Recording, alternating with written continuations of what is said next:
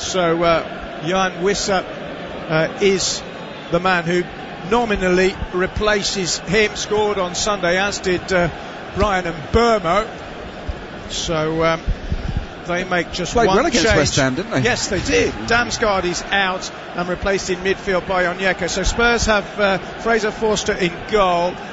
We think it's a back four, but we're not entirely sure. But anyway, the defenders are Emerson Royal, Davinson Sanchez, Clement Lawley and Ben Davies. In front of them, Oliver Skipp and Yves Bissouma. As Tottenham come forward, I'll complete the lineup in just a moment, because Kulusevski drives it in and drives it too close to David Raya. He's on he's in a 3 behind Harry Kane, which also comprises Arnaut Danjuma and Son Heung-min. Brentford have David Raya in goal, a back four of Aaron Hickey, Ethan Pinnock, Ben Mee and Rico Henry. Frank Onyeka, Vitaly Janelt and Matthias Jensen is the midfield. Up front, Brian and Burmo, Johan Wissa and Kevin Schade. Those 3 players have only 13 goals between them, which is 7 less than Ivan Toney has managed in the campaign. Yeah, and that could be a problem for them here today, obviously. And he's such a focal point for Brentford, Ivan Toney. They're not used to playing without him. On Tottenham, the shape is definitely 4-2-3-1, and Kulusevski is definitely playing in the number 10 role, which is interesting. It's a slight departure, isn't it, from the norm? So Danjuma's out on the right, Kulusevski in support of Harry Kane. Kulusevski has been pretty creative this season in what's been a very mediocre season. He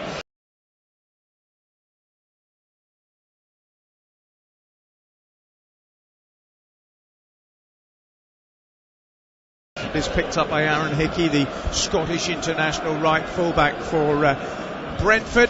I don't think Brentford fans woke up on the opening day in August really believing that their team could reach Europe, but to get so close, I mean, they're going to finish top 10 for the first time in the top flight since 1938. Incredible. It is incredible, and they've got the bragging rights at the moment, haven't they? In terms of Chelsea, in terms of West London. So look, they'll want that. They'll want to finish top dogs in West London. They won't want to give that up to Fulham. Obviously, with Chelsea out of the race. So no, Brentford have had a stunning campaign. Yes, it has been superb. Here they come, try to get forward. And the ball is with the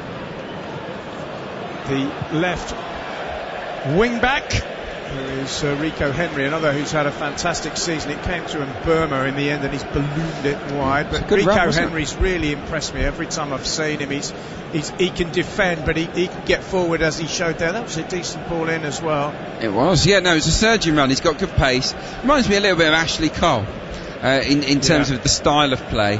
As a left back, he's tigerish, but he's quick and he's creative, and it was a good run and cross. Down the middle it goes. It's not a very good header. Tottenham have it now with Harry Kane, edge of the penalty area. Kane looks to pen one, but got it all wrong, and he's just obligingly spooned it into the arms of David Raya, who's another one, like his manager, who's being linked with a move to Tottenham. Is he? Yeah, well, I think Spurs do need a new keeper. I think Hugo Lloris's days at the club are probably numbered, and I know that he's just 35. Yeah, they definitely need a top-class keeper, and Raya has been one of the more consistent shot stoppers. Signed a new contract, which suggests that he'll get a move. He wants to be on his way. Here come Brentford again. Rico Henry hoisting it forward. There's a Burmo. It's a clever knockdown, and it's well defended in the end. Although a flag has gone up, the intervention was by Clement Lawley. It's a good break into the box. Yeah, good break into the box from Onyeka. Actually, so Henry it is that hoists the ball to the far stick, and Buomo nods it down, and it's the big midfielder Onyeka that's in there. He's in an offside position. He didn't get on the end of the knockdown anyway, but very open start to this game, John. End-to-end stuff. I said beforehand I fancied it to be quite open, and the early stages certainly indicate that's going to be the case. It's only the 10th league meeting actually between these two clubs, because Brentford spent so long out of the top flight. Well, of course, Tottenham Hotspur have been fixtures. It was a 2-2 draw here in December. It was a very good game actually. Brentford were 2-0 up, and Højbjerg got an equaliser late on, I seem to remember. Here's Emerson Royal for Spurs. Ball is with Danjuma, but he can't find a way through. It's picked up in midfield by Jensen, but only half cleared by Brentford. Son can't get onto it, but Tottenham will get a free kick because Ollie Skip has been challenged late there and illegally, and it's about 25 yards from goal and it's central, so Harry Kane might fancy it here. He's got there first, didn't he? Onyeka, that man that got into the box a moment or two ago, he just dives in. It's a really rash challenge. Skip gets there first, and I think the referee was waiting to see whether the ball stayed in play or not, whether he was going to play the advantage. It went straight out, so here we are, central, just to the left actually of dead centre. I mean, there are a number of players in white shirts that fancy this one, John. Yep, there will be. Harry Kane will be among them. 29 goals this season. He scored against Brentford in the 2-2 draw back in December, and he's standing over the ball. Kulusevski's there, but I'd be surprised if it isn't Kane who tries to hammer it goalwards with his right foot. He's scored in 24 Premier League games this season, Kane. If he scores it at 25th, that will set a new record. That's an incredible record when you think about it. It's only 38 games in a season. That is brilliant. It is, and he's done it in a team that's not exactly been creative. There's sort of 3 Wolves, 2 of Tottenham and 1 of Brentford at the moment. This is interesting. It'll be some hit if he gets it in from this. Actually, he's taken it. Oh, it's magnificent from Kane. He just nudged it to one side and hammered it into the net. It's a superb goal by the Tottenham talisman. It's come on 7 minutes, and he has got his 30th goal of a productive season. And yet another derby goal. It's his 10th in derbies this season, and it is an absolute stunner, and it's Tottenham 1, Brentford 0. This is sensational from Harry Kane. Absolutely unstoppable. What a free kick. It's a really intricate sort of setup with the wall, a little back heel from Kulusevski, and then he just wraps his right boot around it. And he curls it top corner. No one on the planet is saving that. No, Raya's a superb keeper. He was right in the middle. It's clever from Kulusevski as well with a little back heel. It opened up the space for Kane. But there must have been sort of 15 players between him and the goal. And it's an absolutely classic strike. He just keeps on going. He's now scored in 25 Premier League games in a single season. No player has ever done that before. It's his 51st Premier League derby goal. That's a record, and he's also equalled a record previously held by Jimmy Floyd Hasselbank of 10 London derby goals in a season. I mean, every time Harry Kane turns up, he seems to break a record, doesn't he? He does, yeah. That is phenomenal that he scored in 25 games. That is superb, because this is only game number 37, so 12 games out of the entire campaign he hasn't scored. It's quite remarkable. It is crazy, but that is a great goal. It really is. I like the double wall setup. So they basically had 2. So there's the Brentford wall, then Spurs had 2 players sort of to block the eye line, and then they had 2 players behind the wall doing the same thing. Yes. And whether that distracted David Raya or not, I'm not sure. But sure he'd got there but anyway. he would never get there. No. Never in a month of Sunday. Harry Kane has also scored now for 4 consecutive games. He scored against Villa last week in a defeat. He got the winner against Palace, and he scored in that ridiculous 4-3 game against Liverpool. That's 10 in his last 11 games. He is simply irrepressible. Yeah. And you know, it's a big goal for Spurs early on in a game where the fans have had a pretty miserable time. They want to see some improvement. They want to see their team get into the top 6 if they can, and that is the perfect start. But here come Brentford with Mbeumo out to Rico Henry on the far side. Back it comes to Mbeumo again. Is he tripped there? No, nothing given, and the ball is cleared by Tottenham, and back it comes to David Raya. We've had exactly 10 minutes, and Brentford in danger here of continuing a long run of failing to win at either this ground or White Hart Lane. They've never won ever in their previous 9 visits to Tottenham Hotspur. Well, in fairness, they've not made many of those visits as a top flight club. But no, it's a good start for Spurs. they're not good starters normally, are they? You think about it. I was looking at when they concede goals, and no team has conceded more than Spurs in the opening 15 of games this season. So they'll be delighted that they're the ones that have made the early breakthrough this time around. And as we look at the as it stands table, they are into they those. They would move up to 6th above Brighton, who are in action later this weekend. On Sunday, in fact, they go to Brighton. Here come Tottenham. It's Son Heung-min now. There's excellent cover. Son gets there, gets the shot away, and David Raya has to push it to safety. I thought for a moment Hickey had got there, but Son used his strength. He got the shot away, and David Raya, though, was able to palm it to safety. Otherwise it would have been 2-0 Spurs inside 12 minutes. It would have been, It's good play from Skip initially, and then it's Harry Kane in that pocket where he loves to operate. What a through ball from Harry Kane to release Son.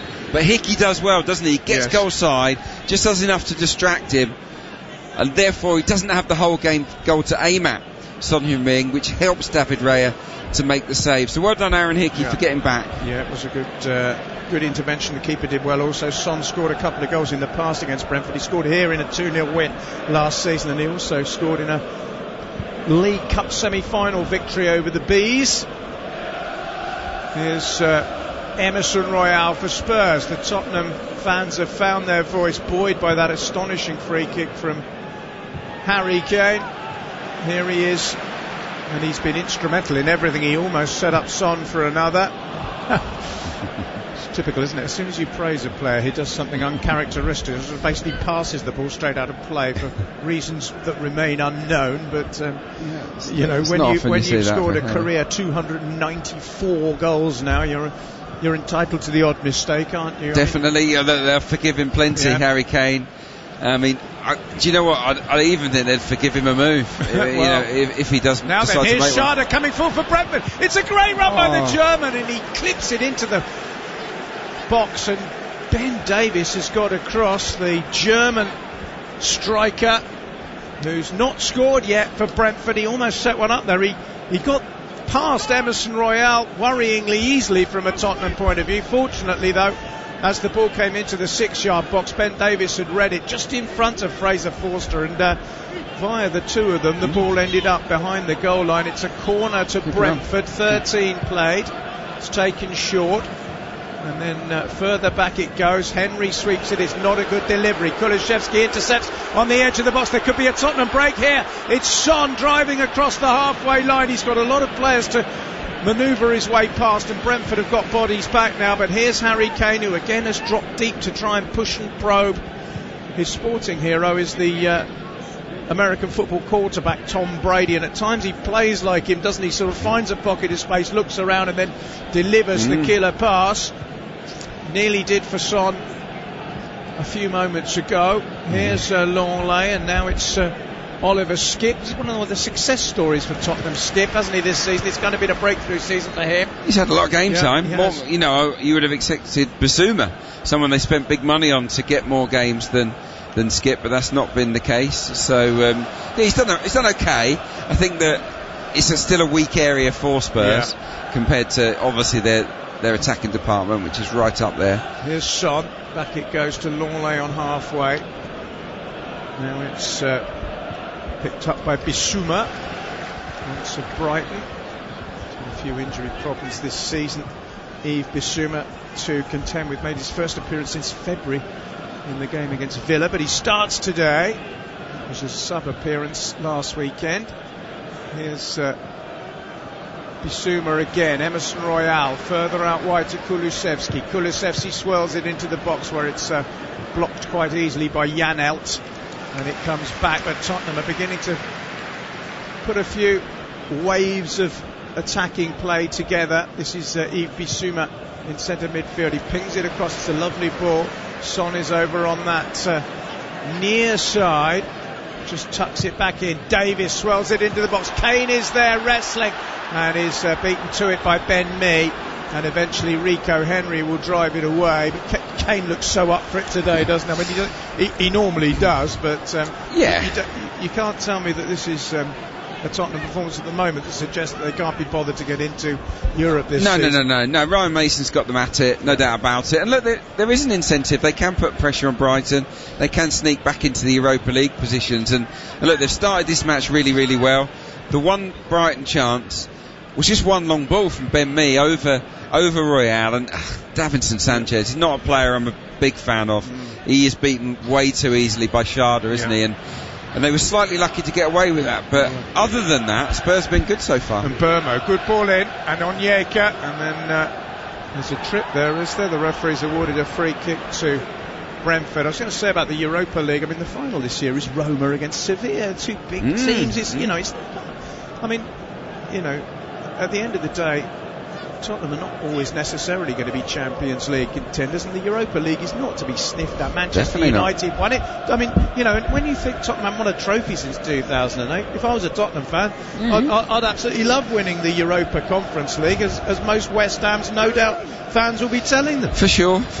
But I just think no matter what happens, even if they get into the Europa League, it's time for a rebuild. They will get a new manager, and I think they need to revamp this squad, because it is ageing, it's going nowhere. It might paper over a few cracks qualifying for Europe. 17 minutes played. Tottenham 1, Brentford 0, but Brentford have a free kick just to the right of centre. It's about 30 yards from goal. Harry Kane has already scored a stunner from a similar situation, although this one looks as if it's more likely to end up in a cross than a direct attempt on goal. And Burmo and Jensen are the two players standing over it, and Burmo with his left foot looks as if he might go for goal here. Can he emulate Harry Kane and draw Brentford level? No, he's left it. It's been swirled in. It's only half cleared by Davinson Sanchez. The ball goes out of play far side, and it'll be a Brentford throw-in. Brentford have only ever once beaten Tottenham Hotspur, home or away. That was in 1948, 75 years ago. Was that a good game? Yeah, I seem to remember it was a cracker. We just emerged from the Second World War, and we were right up for it. Sorry, Charles. Apart from the rationing, of course, which is a bit of a drag. Anyway, 18 minutes have elapsed, and Brentford have a long throw on the far side, and in it'll come, hurled long. It's flicked on by Ben Mee dangerously, but it didn't quite reach its intended target of Johan Wissa. Fraser Forster then plays the ball out quickly, trying to release Kulusevski, but Rico Henry had got across from left back to the right back position. We were talking about full backs before the game, and the full back position has changed so much now. You look at Trent Alexander-Arnold and the likes of Kyle Walker. They find them. I mean, Rico Henry there was Zinchenko. Rico Henry turning up on the opposite side. You have to do about 10 jobs to be a fullback now, don't you? You do, yeah. There are less sort of out-and-out wingers for them to deal with, but yeah, you're an important part of the build-up phase, aren't you, these days? But yeah, no, it's a change in role for sure. That was a good set piece, wasn't it, from Brentford? They're very good at long throws, and Ben Mee is terrific in the air. We know that. Wins more aerial duels than most players, and he flicks it on nicely. And Vista, he's quite sharp, isn't he, in around the box? He almost got on the end of it. Here comes Spurs, though. It's with Danjuma, who gets in a bit of a tangle there, but emerges with the ball still at his feet and may be able to recover. He's got two black-shirted Brentford defenders alongside him, and he's contrived to lose the ball. Rico Henry does well, and the Brentford fans are olaying, but not for long, because that's an excellent tackle. Just as I say, it's an excellent tackle by Oliver Skipp. The referee blows his whistle and awards a free kick. I thought it looked okay, maybe I'm wrong. I think most people in the ground, myself included, thought this was okay at the time, thought he won the ball well. He does win it, but the thing is, the studs roll over the top of the ball. He's not much. I mean, it's not really any contact on Onyeka. No. I think he's faking it a little bit. I think it's disappointing if that's a foul, not a tackle. Yeah, If you're a defensive midfield player, that's your job, isn't it? Yeah, well, to try and describe it, as he makes the tackle, his studs roll over the ball. Yeah, but he's not off the ground. He's not in a dangerous position. He's Look, not in danger. I agree with you, John, Yeah. but it's one of those. I think the referee is given that based on the reaction of the Brentford player. He's looking at him thinking, well, he must have been hurt, so I must give this free kick, instead of actually using his eyes, which is a shame, and a lot of refs do that. Yeah, we've had 20 minutes. And Ryan Mason is in conversation with the fourth official, Thomas Bramall, no doubt to clarify that. He's got his thumbs up, Ryan Mason. Don't forget you can join us on Twitter at TalkSport Live if you want to join the discussion. Warren B is with us in Vancouver in British Columbia in Canada, says it's football time, Spurs by 2.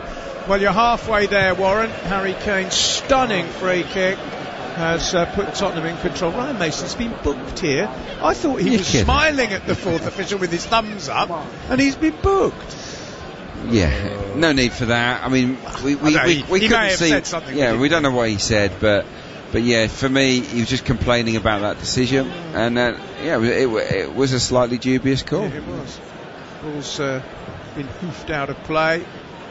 Don't forget, we've got plenty more as ever for you. Coming up, our featured game at 3 o'clock is Bournemouth against Manchester United with Tom Rennie and Trevor Steven. And then, of course, the evening game is that one at the City Ground. Nottingham Forest against Arsenal. Manchester City, of course, will be champions officially if Arsenal lose. They'll be champions all but mathematically if Arsenal draw. Nottingham Forest at the other end of the table, if they win that game, could virtually make themselves safe. They would have 37 points. Oh, they would be safe then, wouldn't they? Yeah. So that's a huge game. Well, actually, no, because the goal difference. No, because they've got the worst. They've got worse goal difference than Leeds. If they win, they'd have 37. Leeds have got 31, but could get 38, so it wouldn't quite be done. Leicester can only get 36. Everton, of course, will get 38, but I mean, if they'll be virtually safe. You can't see Leeds pulling off back-to-back wins in their last 2 games. But Forest's goal difference is the only concern for them. But anyway, that's coming up later. There are a few balloons on the pitch as the ball is spread across field to Emerson Royale. He plays a poor ball, which is intercepted by Rico Henry. It's got a bit ragged, this game, in the last few minutes. It's a very pleasant day in North London. It's taken a little while for spring to spring, but it is quite warm in this neck of the woods today. It's around 19 degrees Celsius as Son Heung-min picks up the ball on the left-hand side and looks to try and tantalise the defenders. That's a clever backheel back to Son, who hoists it into the danger area. Oh, the header was a firm one and it was nodded off the line. It was a brilliant clearance, I think, by Rico Henry from the header by Danjuma. The flick by Kulusevski was magnificent. Son was onside. He was clever as well. He went deep and he couldn't have done more with the header, Danjuma, and it was brilliantly cleared off the line. It's outstanding defending, it really is, and it's great football from Spurs. The 1-2 between Son and Kane. Emerson Royale, I beg your pardon, who had the 1-2 was brilliant, but what a diving header. Here's the corner. There's another header. And this time it came off Davinson Sanchez and went just wide. Tottenham having a couple of good moments there. Definitely, yeah. Now the move was great. They dug out the cross.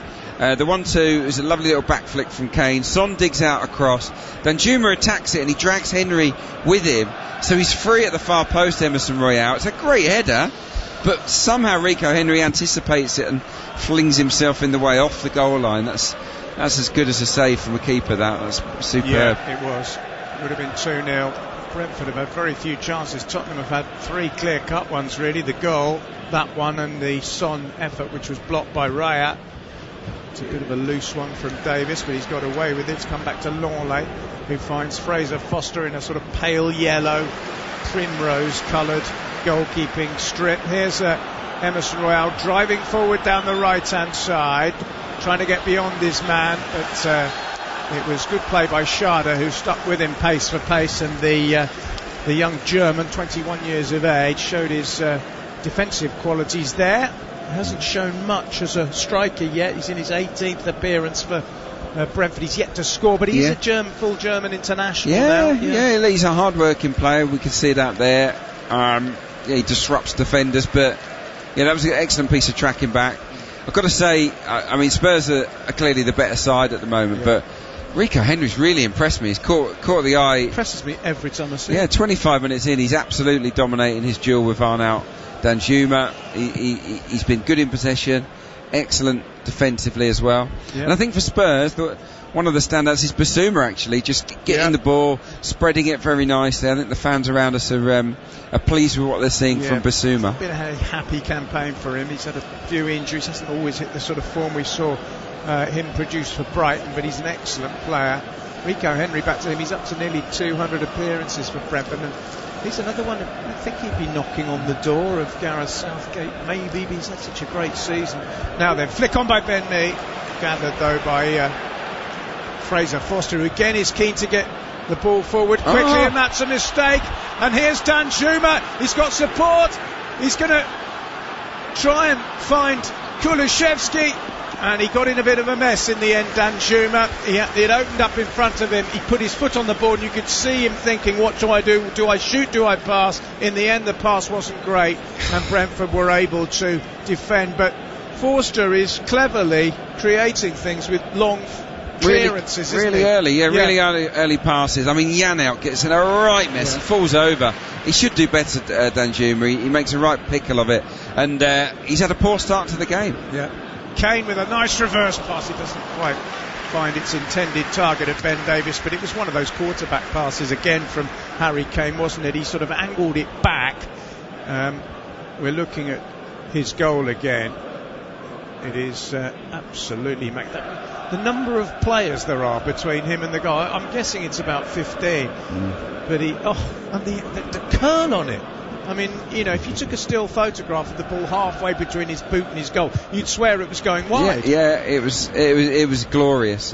Brilliant. Absolutely, a picture perfect free kick from Harry Kane, and a nice training ground move that I think that Ryan Mason and his staff would be thrilled about. Well, the interesting thing about Harry Kane, he's up to say 30 goals in all competitions this season. He's only got Erling Haaland, of course, in front of him, but if you take Erling Haaland out, Kane scored more goals than anyone else in the big 5 leagues in Europe. I mean, it's only the astonishing nature of Haaland's haul. Is this his best ever year or second best year at the moment, Harry Kane? Not quite sure, but it feels like this is way better than even his usual standards in terms of goal output. He got 2017 in the Premier League last season, so he's well up on that. As you say, he's scored more goals in the Premier League for one club than anyone else. He's now scored in more games in a season in the Premier League than any other player. He is, of course, Tottenham's all-time goal scorer. He is England's all-time goal scorer. Now then, here's a ball forward by Johan Wissa. Goes out to the right-hand side. It's a deflected cross, and Burmo's underneath it, but he can't get any real purchase on the header, and the ball goes flying off the top of his head, and goodness knows how far over the top. Thomas Frank is casually dressed in a grey polo top, chewing furiously on a piece of gum. Now, will he be getting used to that dugout, I wonder, in the years to... I mean, if I was a Tottenham fan, I'd love to have him. Yeah, he's a very good manager. He's been I mean, Brentford are the sort of club... Brentford and Brighton, I would point this season, of the two sort of the so-called lesser clubs who are the best run. Yeah. Seem to be. Yeah, for sure, yeah. Brilliantly run clubs. Must be a joy being a Brentford fan and a Brighton fan. Oh, I would imagine so, yeah. They've got two good managers as well, in Frank and De Zerbi. Yeah. Just looking at Kane's record, his best ever Premier League return is 30 from 2017-18. He's got to 29 on another occasion. Yeah. So this is already his third best. Yeah. And he's got the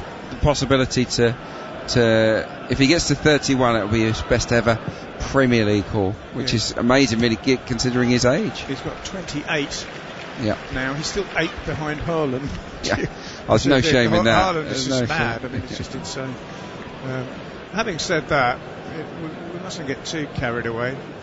Dixie Dean scored 60 in a season, didn't he, in the late 1920s? I like reminding people that football wasn't invented in 1992. You know, things go back further. Haaland's still a long way behind as the ball is knocked through to David Raya. In order to equal that record, Haaland's got to get another 24 Premier League goals. I can't see that happening. William Dixie Dean of Everton, I think your record is very much intact. Here's Davinson Sanchez. Back he goes to Fraser Forster, who hasn't had an awful lot to do yet, but has been positive in his goal. You mentioned the goalkeepers, and I think you're right. Lloris increasingly fragile, I think, and he'll be off. Sadly, played his last game unwittingly, in the sense that he's got injured, that he won't play again this season. Yeah.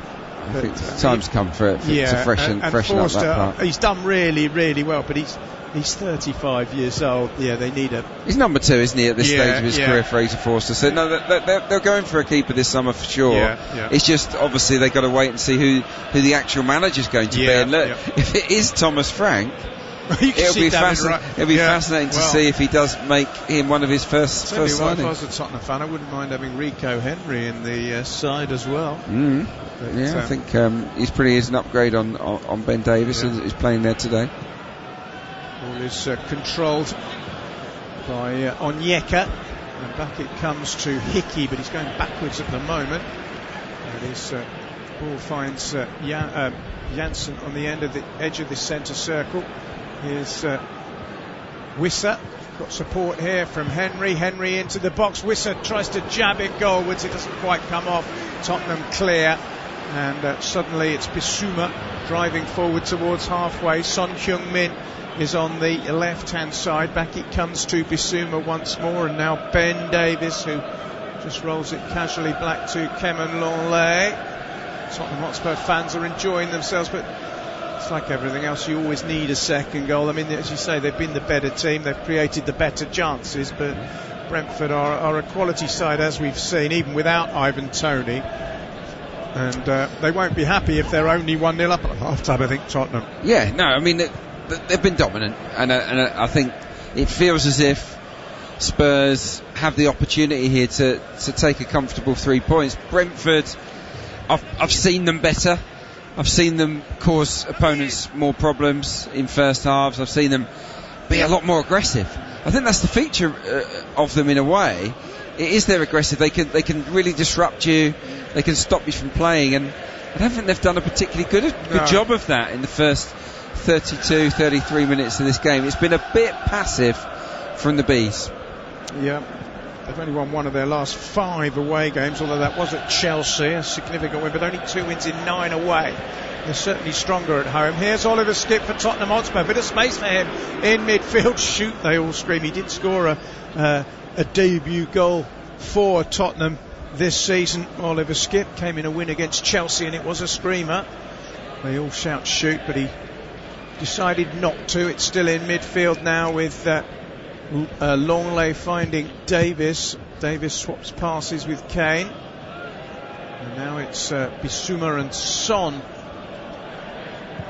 knocking the ball between themselves. This is Davinson Sanchez. Yeah, there's no intensity, is there, from the Bees? They're not pressing. It's quite a lowish block from them at the moment, just keeping their shape, and it's very easy for Spurs to just knock it around under no pressure. Yeah. So, it's a long game. It's quite a warm day. I guess there's part of it is down to conserving energy. But for me, Brentford don't look fully up to speed at the moment. No, I agree. He's a little bit jaded. It's been a long season for them, but a fantastic one. So they're going to finish top 10, whatever happens. Shane Moran is with us in Australia. Great to listen to my team Spurs. Long rebuild ahead after this season, that's for sure. Here come Brentford. Little bit of space in the area for Onyeka, and then there's a side foot effort from Matthias Jensen, who shakes his head. The Danish midfield player didn't get it right at all, and it just rather apologetically floated wide. Good football though, wasn't it? Yep.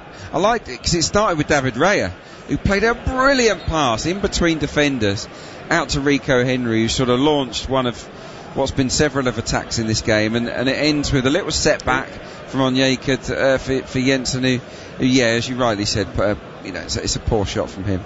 Raya's in trouble here, and he seems to have picked up an injury around his left thigh. The physio is on, and the sub-goalkeeper, who's only just come back to fitness himself, Thomas Strakosha, looks as if he's getting ready, and it looks to me as if that is it for David Raya. There are gesticulations from the physio to the bench to suggest that his race is run, and Strakosha is warming up. He's an Albanian international who's played for Lazio, plenty of experience in Serie A.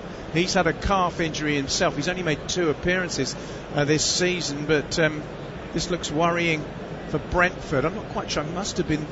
You mentioned that he played the ball out quickly. He must have felt something, because there was no challenge on him or anything as such. He might have pulled his groin or something like that, or a thigh muscle, because it came to him from the right back, and he's one touch. He's just whipped a lovely pass out to Rico Henry. I was full of admiration for it, but that might have done for him here, David Raya. We're looking again at the Harry Kane free kick. We won't get bored of watching it, will we? It's an absolute beauty. It's an absolute beauty.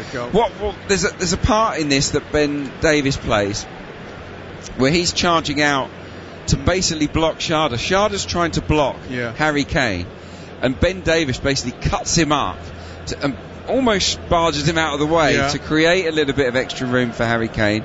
That, I think, is those little fine details that can make all the difference. It was a great, but it's all really, it's 95% of that is down to Harry Kane, and it's just a glorious hit. Raya's back on his feet, which looks to me as if he's going to carry on for the time being. He's got just over 8 minutes to go to half time. Ball is at the other end of the field now, but you can't really carry on with a wounded goalkeeper. Kane flicks it on towards Son. It's intercepted by Hickey, who's fouled by Kulusevski, and Brentford will have a free kick midway inside their own half. Certainly Strakosha was warming up. It looked as if he was ready to come on. But as I say, he's not fully fit and hasn't played for a while. But Raya is now going to take this free kick. Well, if he's going to take the free kick, then that would indicate he's fine. Yeah, and he has. He's booted that quite long. Yes, you wouldn't risk it, would you, if there was a muscle injury? No, absolutely not. Not quite sure what the problem was there for the Spaniard, but it's good news for Brentford. Thomas Frankie's in deep conversation with some of his backroom staff here. They just haven't really got going, Brentford. They've had a few nice little movements in and around, a couple of Rico Henry crosses there, but I wouldn't say there's been panic in the Tottenham 18-yard box at any stage, really.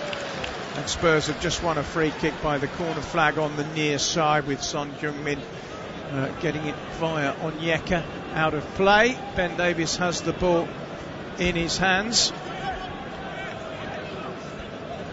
Been a hugely prolific goal-scoring season for Ben Davies. He's got 2, which is way more than he normally would. The Welshman, he was one of these players who never seemed to score, but he's found the net a couple of these. Never scored 3 times in a season in his career. Wow, there you go. Maybe today's the day. Never know. Here he is on the ball, playing it low towards Son, who touches it off to Kane. Back to Son again, just inside his own half. Ben Davies picks it up once more and manoeuvres it square to Bissouma. And now it's Sanchez, and all the way back it goes to Fraser Forster, who is a player who's hoisted trophies in the past with Celtic, and of course he's an ex-England international. It's a lovely ball by Son. Kulusevski has got a bit of space here. It's Dejan Kulusevski, edge of the box. The ball is knocked in from out wide by Royale, and it goes out for a corner. Emerson Royale, the Brazilian. Wasn't the best cross you've ever seen. It went straight into the first Brentford defender that it encountered, who was Henry, but it is a corner to Spurs, and Kulusevski with his left foot, the Swedish international with Macedonian parents, will look to curl it in with his left foot into a crowded penalty area towards Kane, but it's not going to reach him because Raya is up under his crossbar to make a fairly straightforward claim of the ball. Yeah, nice easy catch, wasn't it, for him? That move was great, wasn't it? It began with Kane coming short and producing a brilliant dummy. He let the ball go through his legs to Son, and the switch pass from Son was really early, really accurate for Kulusevski, and that's how they got themselves into that final third. We've seen some decent football actually from Tottenham, and Ryan Mason is clearly getting his messages across. Well, he wants the job full time, but it's not happening, is it? It's not going to happen, is it? No. Yeah. I mean, I suppose he's bound to say that, but it's the second time he's been in temperature. The funny thing about him is there are 3 players in his squad that he's actually younger than. Lloris, Perisic and Forster. He's considerably younger than Lloris. He's only 31. Yeah. But a sad end to his career with that head injury when he was up at Hull, wasn't it? But what a head start he's got though in coaching. Absolutely. If at the age of 31, this is his second caretaker spell, which I think it is. It is. I mean, he's doing all right. Here's Schade for Brentford. It was good defending by Davinson Sanchez, and Tottenham recycle it quickly. Here's Kane. Just takes a step to his right, but it's too much of a step, and it's intercepted in centre midfield by Onyeka, who finds Johan Wissa. Wissa driving forward. It's a good run by him, and he plays a clever ball, and I think Burmo's looking for the free kick there. There was contact certainly, but he went rolling over, and the referee quite rightly has allowed play to continue, which it does with Ben Davies for Tottenham Hotspur. 4 minutes to go to half time at the Tottenham Hotspur Stadium. Tottenham leading 1-0 thanks to a sumptuous free kick by Harry Kane on 7 minutes. They haven't looked in any danger really of surrendering that lead, but they will be mindful perhaps that Brentford, nobody's drawn more games in the Premier League this season than Brentford, 14 of them, although they've only drawn once in their last 8, but they take a point now, I'm sure, but they really look like getting one. You can't think of a moment where Forster has been under any undue pressure. Here's Son Heung-min, skips infield, but the ball breaks kindly for Tottenham after he was tackled. Harry Kane has it now. That's a clever ball by Kane infield, and it might open up here on the far side for Tottenham. This is Emerson Royale to Son Heung-min. Son Heung-min clips it in, flick header and just wide. It was Danjuma. Lovely move by Tottenham. All started with a really clever pass infield by Kane. It then opened up down the right hand side. Emerson Royale, decent cross, and Arnaud Danjuma was stooping, but he could only deflect the header wide of the post. It was a really good move. Not the first they've made in this first half. Brilliant rotational movement. You've got Kane on the left flank, so what does Son do? He comes inside, he picks him out of a beautiful pass. Then we see Danjuma drag the fullback infield to release space for Royale.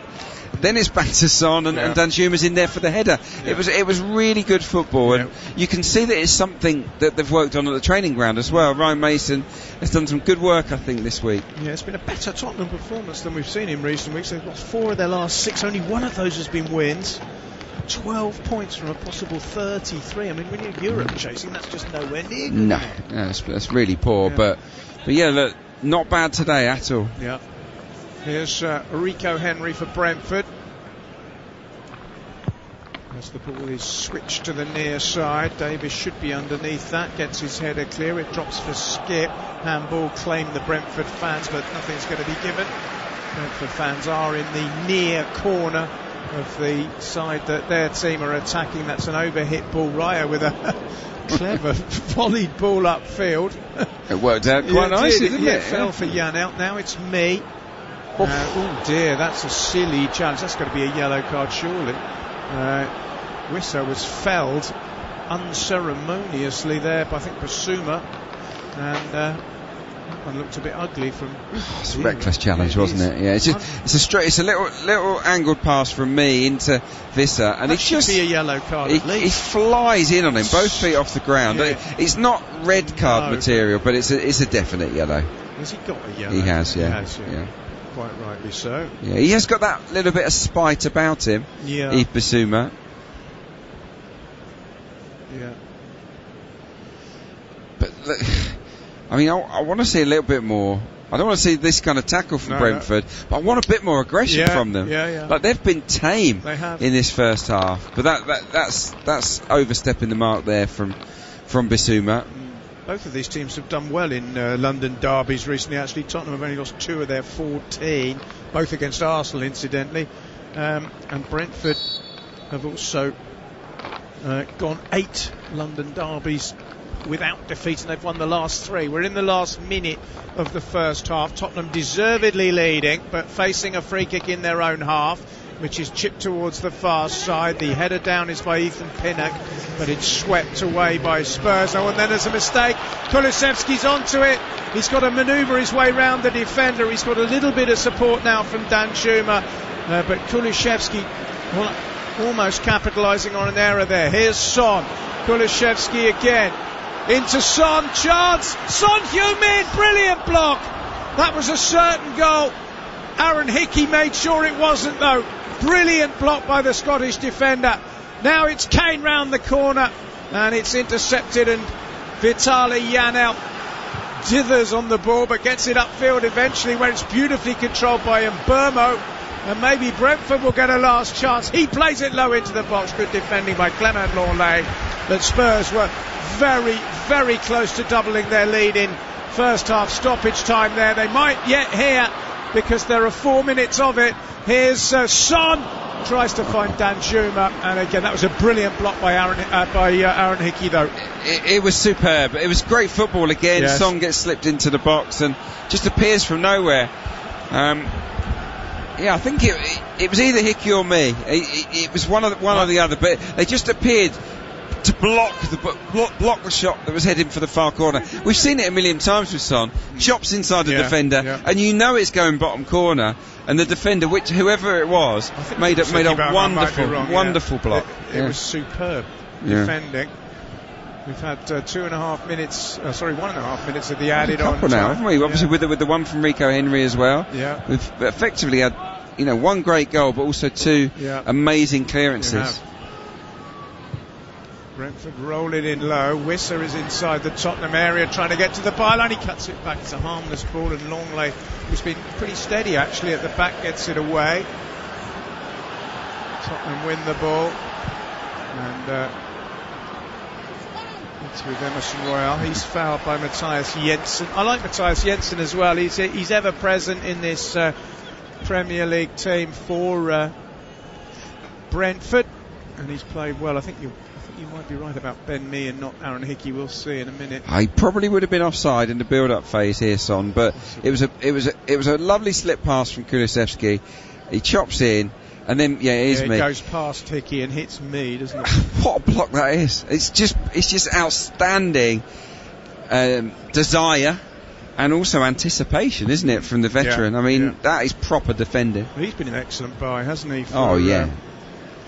For Brentford, coming from Burnley. He once scored a winner actually for Burnley against Spurs. Ben Mee doesn't get 2 men. He's got 3 this season. Oh yeah, he's a threat in both boxes. Here's Son, and now Davis, left hand side into Son Heung-min, who's caught in possession on the edge of the penalty area. Davis tries to win it back and does so. Here's Bissouma. They all scream shoot. Bissouma ignores them and finds Davinson Sanchez. And it's going to come all the way back. There are groans from the Tottenham fans because Sanchez turned and went backwards. They wanted him to try and get it upfield. That's a lovely touch by Son. Here's Kulusevski, edge of the box. Dejan Kulusevski shot his block, breaks for Kane. Kane plays a poor ball though. Brentford should clear it. Goes back to Raya, who manoeuvres it onto his right foot, then slithers over as he clears it. The ball goes out of play. He seems all right. Raya, they'll certainly look at him at half-time because he had that injury. The ball is through. Kulusevski, and Raya pushes it behind for a corner. Brentford were asleep there from the quick throw, and Kulusevski was offered far too much space. It was a mistake by Janelt, who let him in, and Raya palmed it away at his near post for a corner kick. What are they doing, Brentford? I mean, it was Janelt and Pinnock really that messed up. You can't afford to let them go. I tell you, Son, Kane and Kulusevski have been great in this half, and the way they've all combined has been excellent. Corner, Son Heung-min takes it. Raya easily under his crossbar. That'll be it. Half-time at the Tottenham Hotspur Stadium. Well, Spurs have been poor lately, but they've been good today. They played some good football. They got an early goal, brilliant free kick from Harry Kane. They built on that. Son's had a couple of chances, and there's been some excellent blocking and some good goalkeeping for Brentford. But at half-time in North London, it is Tottenham Hotspur 1, Brentford 0 on Premier League Live. Previously on White and Jordan. Well, we didn't budget for this money. Surely we want to give it to our lesser cousins. Yes, and the moon's made of cheese, right? Clash of the Simon. The modern day fairy tale today in English football almost inevitably involves money.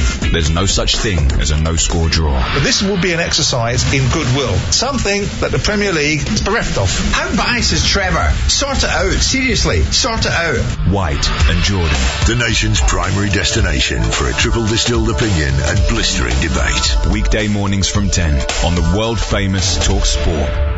Times Radio. I'm Mariella Frostrup. Join me as I talk to renowned guests about the worlds of culture, lifestyle and entertainment. Including Sir Michael Palin. Python's always been, I think, a nice mix. It's about human behaviour and what we do and how we sort of mess ourselves up. And Werner Herzog. When you look at family romance, it's a deeply humanistic film. It is a very essential of my films. From auteurs to icons, artists to activists. Join me, Mariella Frostrup, for the radio show dedicated to exploring the ideas that shape our times. Mariella Frostrup. Monday to Thursday afternoons from 1 on Times Radio.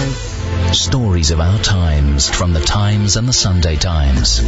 One agenda-setting story told in depth by experts. I'm Manveen Rana. I'm David Aronovich. Go beyond the headlines with original quality journalism and exclusive interviews. What happens in the next year may define this country for the next 40 years. We take you to the heart of the stories that matter. With exclusive access and reporting, you'll hear from the best and most informed journalists from the UK's most trusted newspaper. It's published for the start of your day, and you can listen for free on the Times Radio app or wherever you get your podcasts. Just search The Stories of Our Times.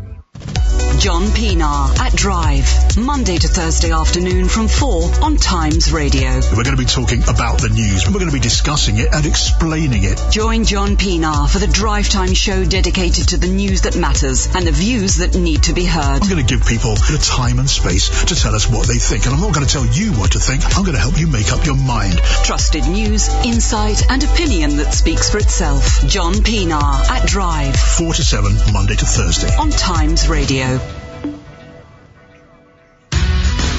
Hey, I'm Brian Dunseth from SiriusXM FC. Every Monday, join Tom Rainey and me as we go all around the soccer world on our podcast, Week in the Tackle. Enter our private circle. From the significant... There is a lot of reason to think they're going to win this tournament. To the absurd. This little car comes on, like... We cover the soccer stories we find interesting on Week in the Tackle. Available for free on Stitcher or your favorite podcast platform.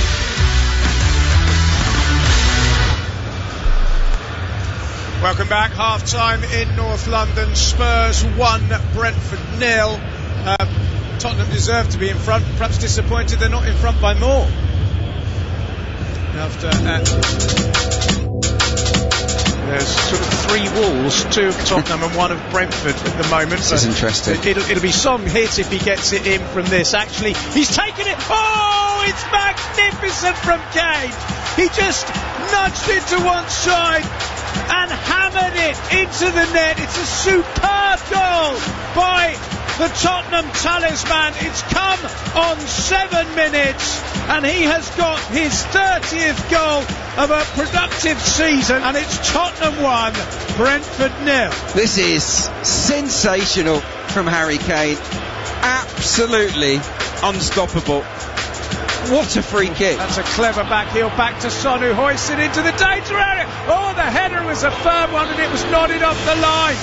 It was a brilliant clearance, I think, by Rico Henry from the header by Danjuma. It's outstanding defending, it really is, and it's great football from Spurs. This is Emerson Royale to Son Heung-min. Son Heung-min clips it in, flick header and just wide. It was Danjuma Lovely move by Tottenham. It was really good football, and you can see that it's something that they've worked on at the training ground as well. Ryan Mason has done some good work, I think, this week. Here's Son. Kulusevski again. Into Son. Chance. Son Heung-min. Brilliant block. That was a certain goal. Aaron Hickey made sure it wasn't, though.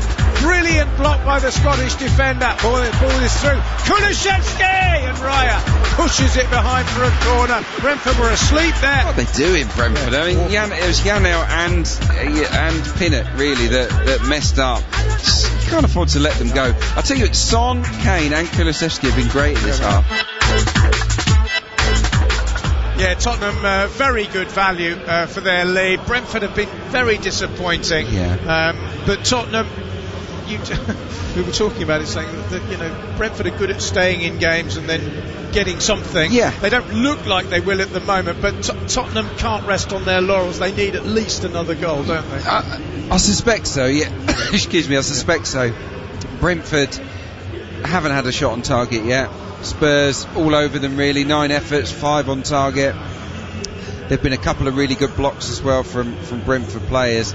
Yeah, look, I think this is a decent Spurs performance, but they're not up against much. I think that Brentford can work harder, and they need to work harder. You can't just turn up and expect to roll over Tottenham in their own backyard. You've got to earn it, and they haven't looked like doing that in this first period. The only time I've ever felt that the Bees might cause a problem is from a long throw or a corner where they get a little flick on. We need to see a bit more from them in the second half. They have defended well, though, Brentford. I mean, Raya's made a couple of saves. One particularly excellent block from Ben Mee, a header off the line. But it's all last ditch. Yeah. I would say that the actual defending in midfield has been non-existent. I think there's been a massive gap between the back four and the midfield, where Son and Kulusevski and Kane have just been rampant. And then I actually think there's been a lot of mistakes, which is not like Brentford, that have let Tottenham in.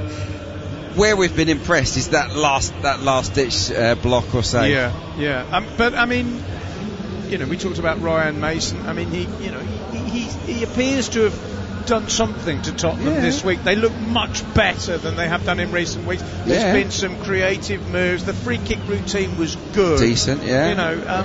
There's a coach he's not in going there. to get the job full time, but as you say, he's learning on the job, isn't he, as it were? Yeah, I think what he probably needs to do is actually leave Tottenham and to make his own way as a head coach. And days like this are a great audition for him, aren't they? Because there'll be managers out there thinking he knows what he's doing. So I think he's got a very bright future in the game as a head coach, but this job has probably come too soon. They need a goal early on, don't they, in the second half?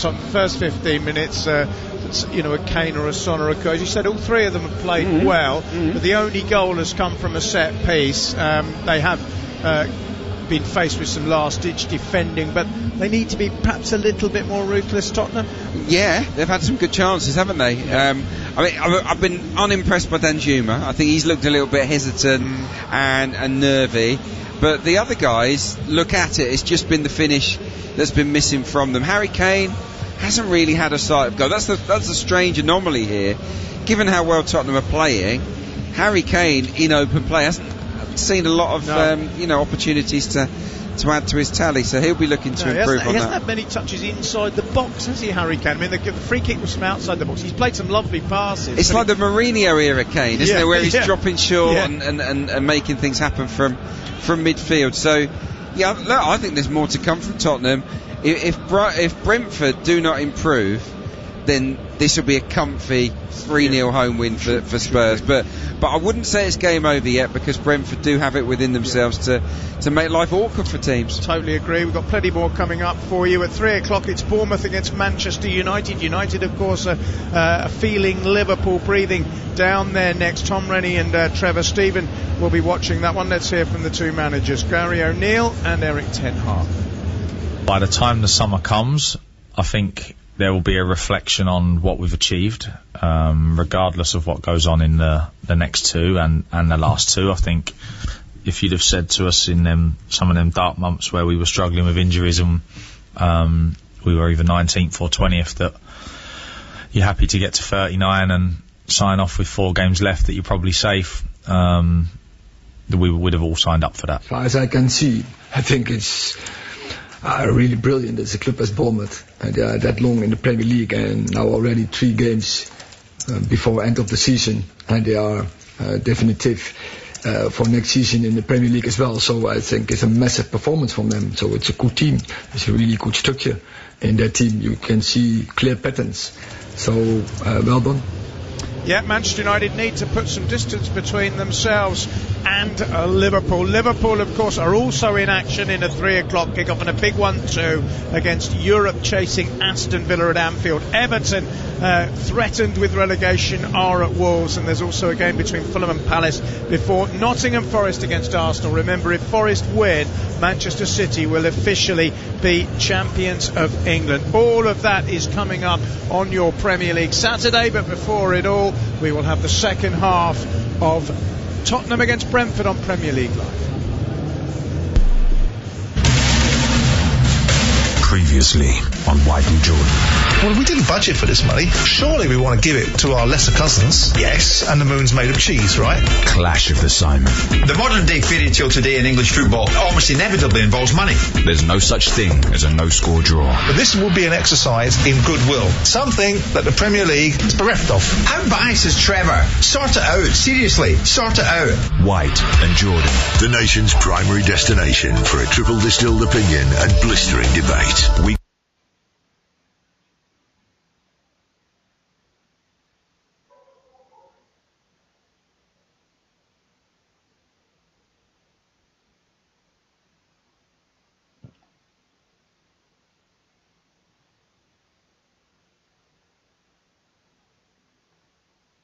How we sort of mess ourselves up. And Werner Herzog. When you look at family romance, it's a deeply humanistic film. It is a very essential of my films. From auteurs to icons, artists to activists, join me, Mariella Frostrup, for the radio show dedicated to exploring the ideas that shape our times. Mariella Frostrup. Monday to Thursday afternoons from 1 on Times Radio.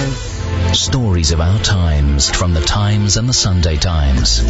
One agenda-setting story told in depth by experts. I'm Manveen Rana. I'm David Aronovich. Go beyond the headlines with original quality journalism and exclusive interviews. What happens in the next year may define this country for the next 40 years. We take you to the heart of the stories that matter. With exclusive access and reporting, you'll hear from the best and most informed journalists from the UK's most trusted newspaper. It's published for the start of your day, and you can listen for free on the Times Radio app or wherever you get your podcasts. Just search The Stories of Our Times.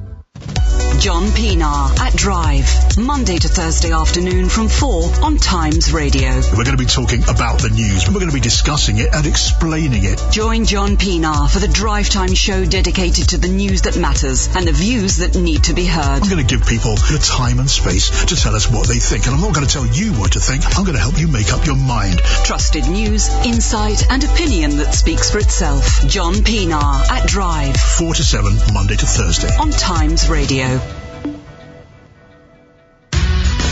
Hey, I'm Brian Dunseth from SiriusXM-FC. Every Monday, join Tom Rennie and me as we go all around the soccer world on our podcast, Week in the Tackle. Enter our private circle. From the significant... There is a lot of reason to think they are going to win this tournament. ...to the absurd. This little car comes on, like... We cover the soccer stories we find interesting on Week in the Tackle. Available for free on Stitcher or your favorite podcast platform.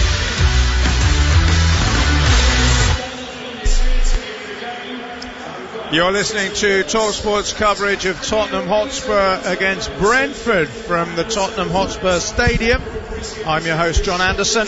Alongside me is the former Arsenal winger, Adrian Clark. This is Premier League Live. The two teams not yet out into the middle for the second half. They're congregated in this huge, it's got to be the widest tunnel in the Premier League. It is an incredible stadium. There's a little restaurant by the side of the tunnel in there. There is, with the glass window separating them, so you can see the players in the tunnel as you're having a drink or eating your food, but they can't see you. It's a sort of blackened out one. Yeah, it's that's the prime bit of hospitality. Probably I think just as well the way Tottenham have been playing this season.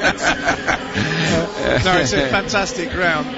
It's got its own brewery. Brentford are going to make a substitution after a fairly lacklustre half, although it's Mikkel Damsgaard who is coming on, who's not the most attacking of players. Midfield player, 22-year-old Dane, and he's just hopping up and down in preparation for his appearance on the pitch. Can't see any changes for Tottenham Hotspur. You wouldn't expect there to be.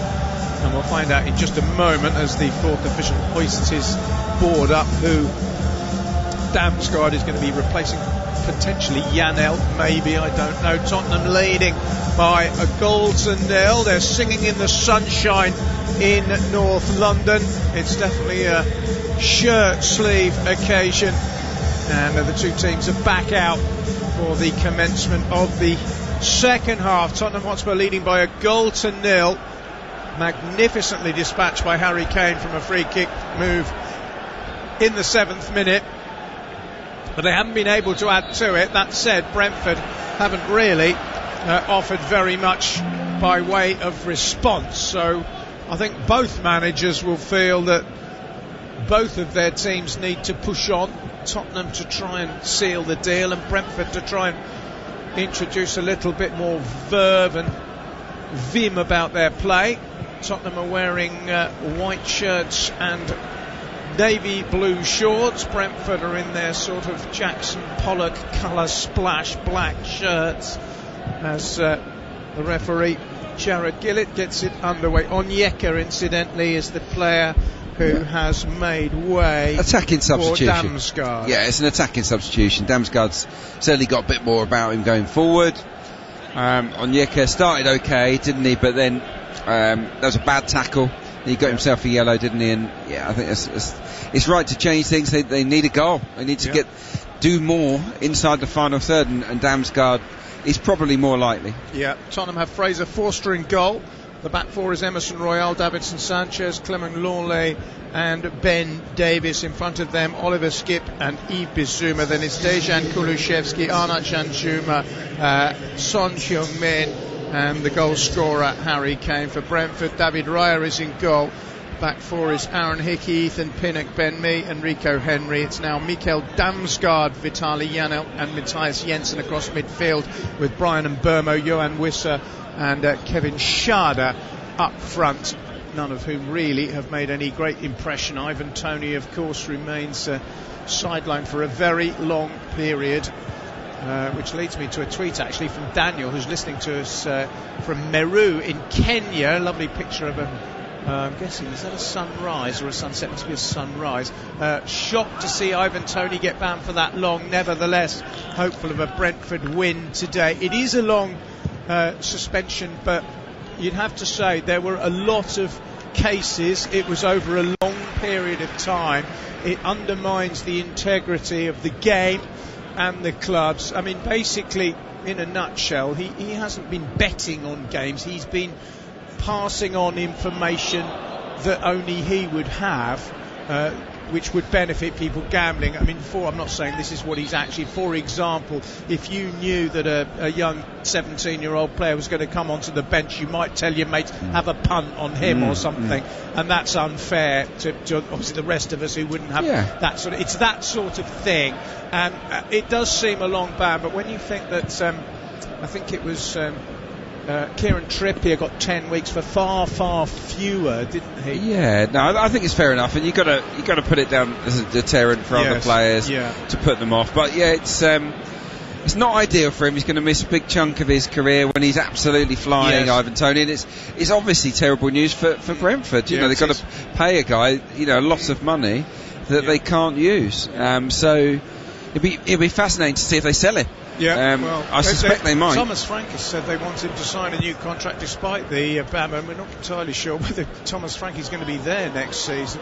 Anyway, Brentford are coming forward. That's a good ball. That's quite near enough to Kevin Schade for him to control it on the run, but that was better. It was a decent angled pass across from right to left. Schade looking to get on the end of it.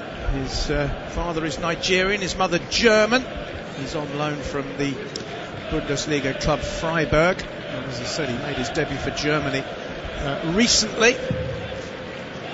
We've And 4 minutes, Tottenham 1, Brentford 0. Harry Kane's stupendous free kick continues to separate the sides. Tottenham fans won't mind if it ends up 1-0, but I think against a team of this quality, Brentford, you have to say that a second goal would make life an awful lot easier.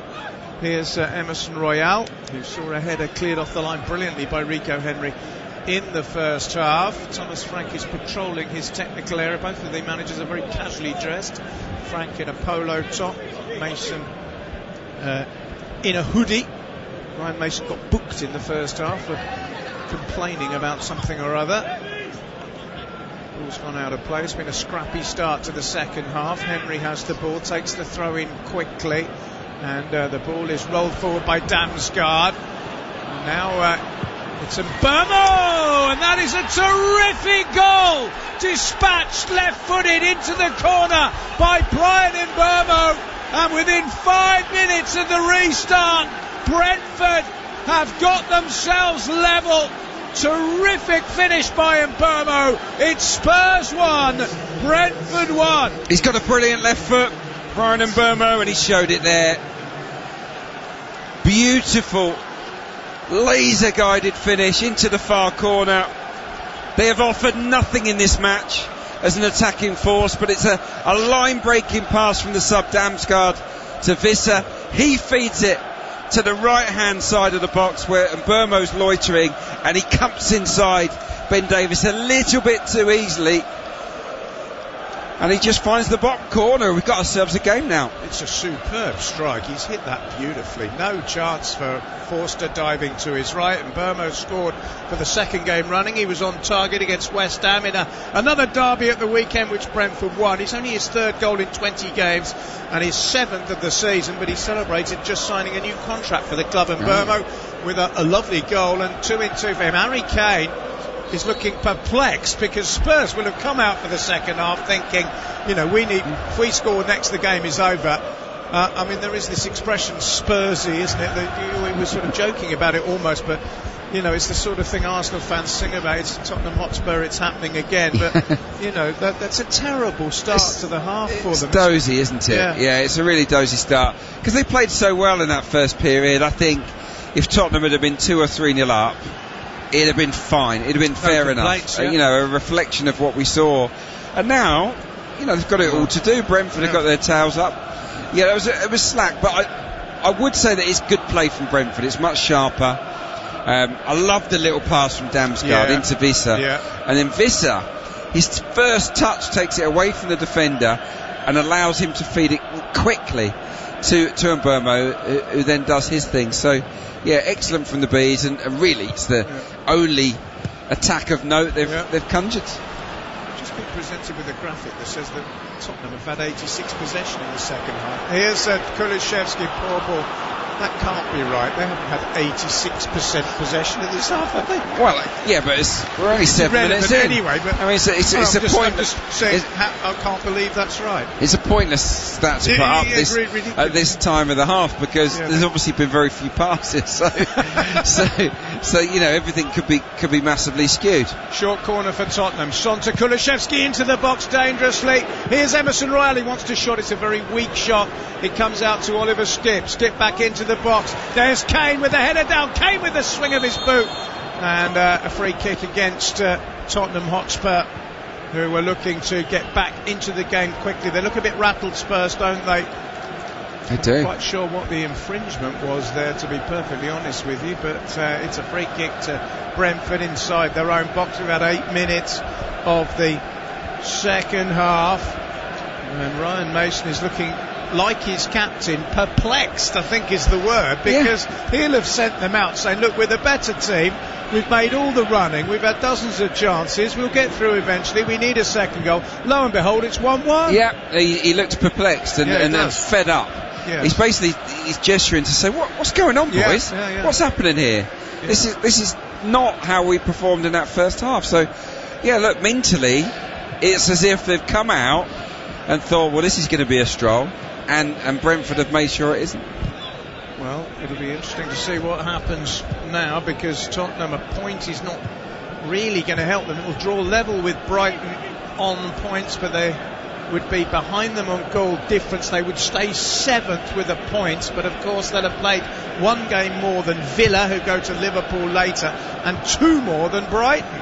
Well, so they need to win this game without a doubt. Here's Sharda for Brentford into the box and into the side netting. Not a very good effort. Yeah, well look, if they do draw this game, the max they can get to is 61, which means that if Brighton beat Southampton at home, that's it. Tomorrow, it's done, because the goal difference is huge. So this matters for Tottenham Hotspur. This really matters, and they've got to get the win here today to apply any kind of pressure. Fraser Forster with the long clearance. Suddenly everything's changed, but here's Son Heung-min.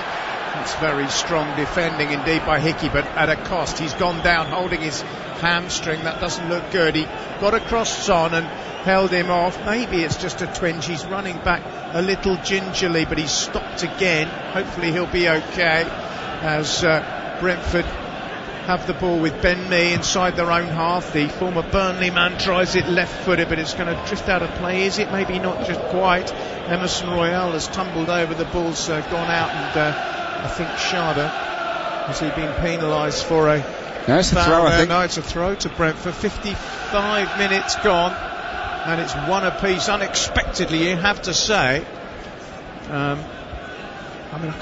Probably their only. Have they haven't had too many efforts on target? No, that was the only one on target. First effort on target has gone in. Yeah. But look, these long throws are always a threat when Brentford are in town. Matthias Jensen with it towards the near post. There's a scramble. It's not properly cleared. It's Pinnock finding Jensen. Jensen just guiding it into the danger area. It's a very good defensive header by Longley. Still not clear. Superb volley on the turn by Mbeumo, who's in the mood, having got an early goal. Well, he almost had another there, but he hammered it, and the technique was good, but straight at Fraser Forster. Peach of a volley, wasn't it, from Mbeumo? Yeah, couldn't have caught it better. Yeah, edge of the box, it's coming over his shoulder. It's not an easy ball to hit, but it's cleanly struck. But fortunately for Forster, it goes straight into his midriff. So yeah, but this is much more like it. Brentford have finally got a game on now. Yeah, they've finally come to the party, really haven't they? And fair play to Thomas Frank. What he said at half-time has worked. Tottenham look rattled. I mean, this is the problem with this Tottenham side. But Kulishevsky's done well here. Slips it in.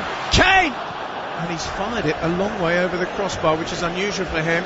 Nice play by Kulishevsky, who wriggled away from his man and spotted Kane's run. He played a little slide rule pass down the inside right channel. Kane got onto the end of it, but well, he was onside, but it's a really poor finish. Really poor finish. I reckon this is among the worst shots of Harry Kane's illustrious career. Yes. This is so bad. He actually slips, doesn't he kicks it onto his other foot, and that's why it goes. He slithers. But it was good play from Kulusevski, who basically nipped in ahead of Ben Mee, flicked it over his head, and then slipped Kane in. I think Kulusevski, in this number 10 role today, looks sharp. I think it kind of suits him. Yeah, he's got Danjuma one side and Son the other. As you said, Danjuma hasn't really covered himself in glory. Doesn't get that many opportunities, but he's come in only his 12th appearance of the season. He has scored actually 2 goals in the past when he was a Bournemouth player against Brentford, but he had a header first half that went wide. Other than that, his contribution has been minimal. Free kick drawn cleverly there by Wissa, who wants to take it quickly, but Bissouma is in the way. Bissouma's have to be careful though, because he's been booked already.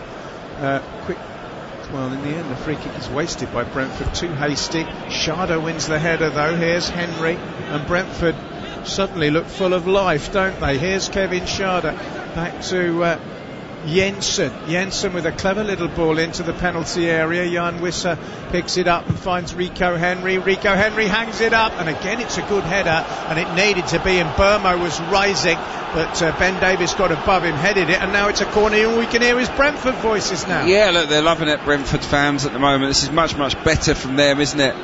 Is that a corner or is that a goal kick? We'll have to see. So has it come off? I still can't tell. I still can't tell. But no, it's much more like it.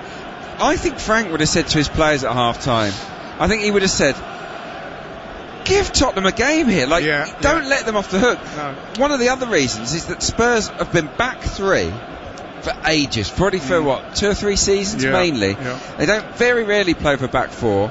and they did nothing to test them. They're not used to playing with this system, so I think you've really got to get into their faces and ask questions of the back four. And finally, Brentford are doing it, and finally, they're making headway. Yeah. As it stands, Brentford, with the draw, it wouldn't be possible for them to have a European place. I don't think any Brentford fans, it would take a ridiculous series of circumstances for them to do it, but they want to end the season on a high. I mean, they've got a great occasion next weekend. They're entertained. Their last game of the season is at home to Manchester City, who'll probably be champions by then. We'll have a Champions League final ahead of them and an FA Cup finalist. That'll be a lovely game for the Brentford fans, entertaining.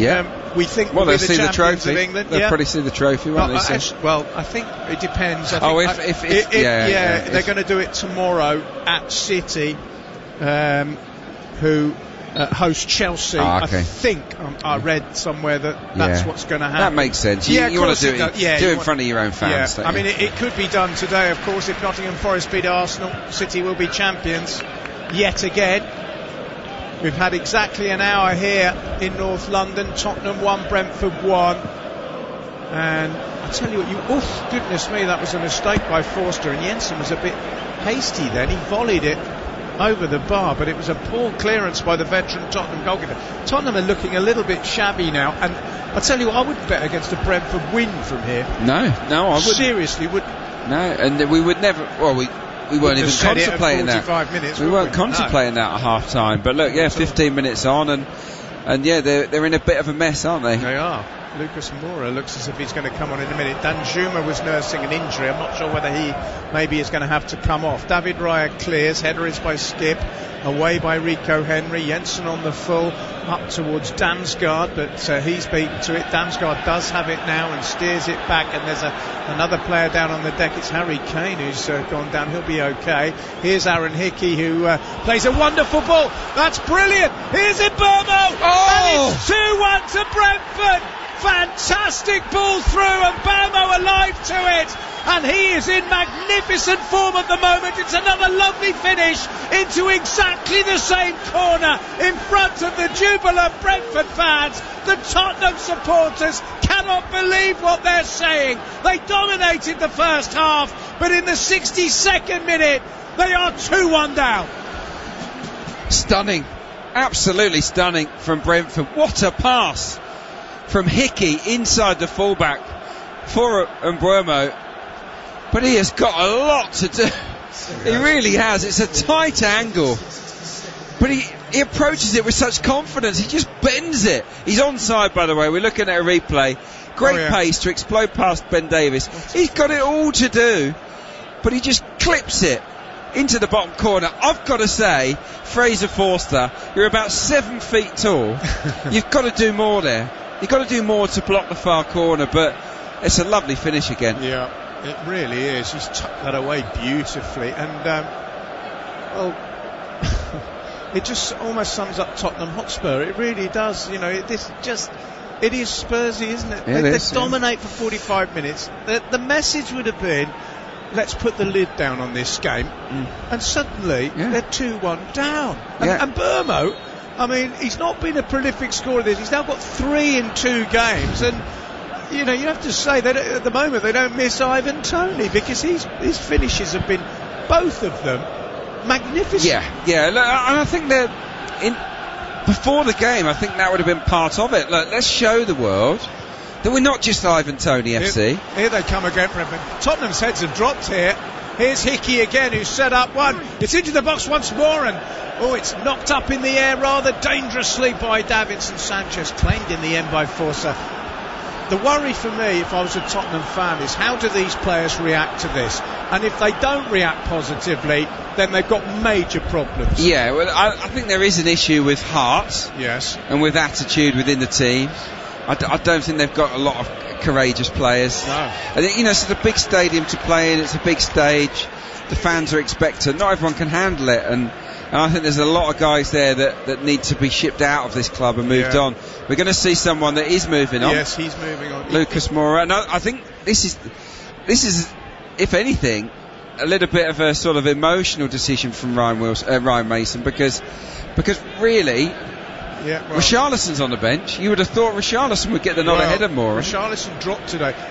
To be honest, I like what I've seen of Ryan Mason, but frankly, you do not make emotional decisions at 2-1 down when you're chasing Europe. I'm sorry. I mean, it's all very nice for Lucas Moura to come on. He's been a great son. He made a superb statement. He's very humble and grateful to the club. But frankly, there's a game to be won. I think so. I'm surprised, I have to say, because what he's trying to do is he's trying to give him a nice goodbye. Well, that's isn't fine, he? but you know, it's not what. Well, it won't be that nice if they're losing the game. Well, they are losing the game, and Brentford are playing with some confidence now. Tottenham look like a team who just don't know what's hit them, but they're losing by 2-1, and Brentford at the moment a good value, which, as you say, overall in the game they've been second best.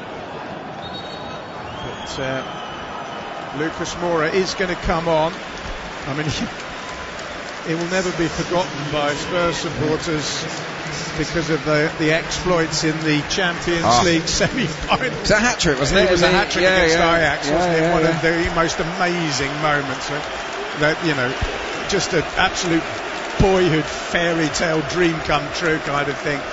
Thanks for the memories, Lucas Moura. We love him, but he's enormously popular. Comes across as an absolutely fantastic lad. Very humble, speaks extremely good English. He learnt the language quickly.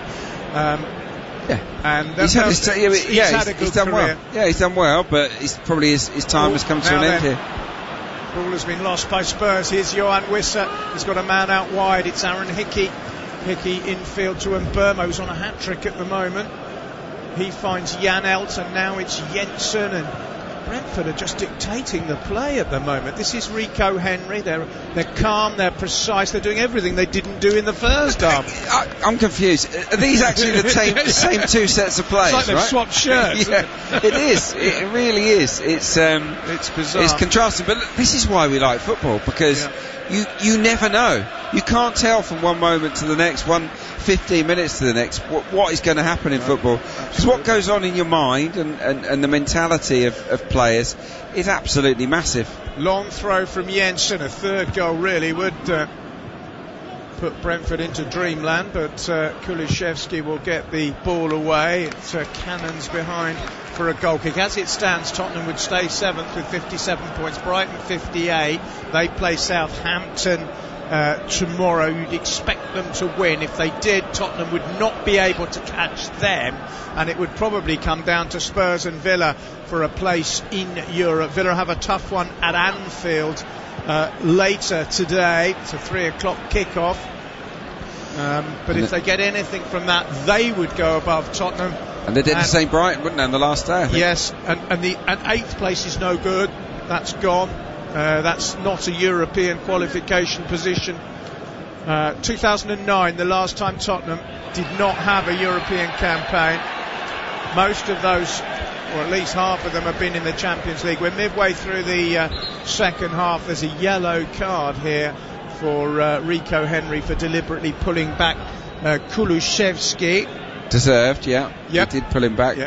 Got a load of his shirt there, didn't he? He did. But he's been good today, Henry. Very good. Been good all season for me. One of the players that every time I see him, he plays well. Harry Kane is in conversation with Ryan Mason. Probably trying to work out what on earth Tottenham, or how Tottenham have got themselves into this mess. It's like Laurel and Hardy, isn't it? Another fine mess you've got me into. I mean, we've got a stoppage here because there's an injury to a Brentford player, which is being dealt with. In the second half, Brentford have had 5 attempts on goal to Tottenham's 2. Overall, Tottenham have 9 attempts on goal in the first half, but it counts for nothing if you find yourself 2-1 down. It really is quite astonishing. Let me just tell you what we got coming up for you. Bournemouth against Manchester United is our feature game at 3 o'clock with the always entertaining Tom Rennie and Trevor Steven. Manchester United, of course, have got Liverpool close behind them now. At the same time, Liverpool will host Aston Villa. Our 5:30 game is Nottingham Forest against Arsenal. if you didn't know by now, I'll remind you, a defeat for Arsenal will hand the title to Manchester City and also pretty much make Nottingham Forest 100% sure of survival. So that is a huge game at the City ground for fans of Forest, and City fans will be tuning into that one. I think if I was a City fan, I wouldn't be at all nervous. No, I don't think they need to be nervous. No, they don't. I think, well, they've got Chelsea. I mean, Chelsea, this season's version of Chelsea is almost a banker, isn't it, to win at home. Here's Lucas Moura inside the Brentford half. They're willing him, the fans, to do something as he clips the ball in, but it's well blocked by Janelt. I just wanted to ask you, how good was that Manchester City performance against Real Madrid? A lot of people saying, there's a lot of hyperbole about the game, but a lot of people saying that's one of the greatest English European performances ever, and I wouldn't necessarily disagree. Here's Kulusevski. Tottenham needs some inspiration here, but the ball in is blocked. It was up there. I didn't see the game live because I was working on a Middlesbrough Coventry game in the playoffs. But you know, watch the extended highlights afterwards, and it was seriously impressive. I watched it live, and they were just imperious. I mean, nobody beats Real Madrid 4-0 in the competition that Real Madrid almost treat as their own. Here's Lucas Moura. He'd love to sign off with a goal in his last game at this ground, but the whistle has blown. You were at the Sheffield Wednesday Peterborough game. Well, I mean, if you haven't heard about that, Peterborough in the playoff were 4-0 up against Sheffield Wednesday. This is the League One playoff semi-final. Everybody had written Sheffield Wednesday off. They won 5-1. It went to penalties, and Sheffield Wednesday won 5-3 on penalty. You were there, weren't you? It was remarkable. I'll never forget it. It was an unreal atmosphere for obvious reasons. And yeah, look, it's a piece of history. You know, no one's ever come back from that far behind in the playoffs before. Been incredible. It's a noisy ground at the best of times. That one. It was such a good experience to be there, to commentate on the game. So yeah, I feel very lucky to have been there. And also, given that performance, surely they're going to win the final against Barnsley. They must be on such. I mean, they were down and out.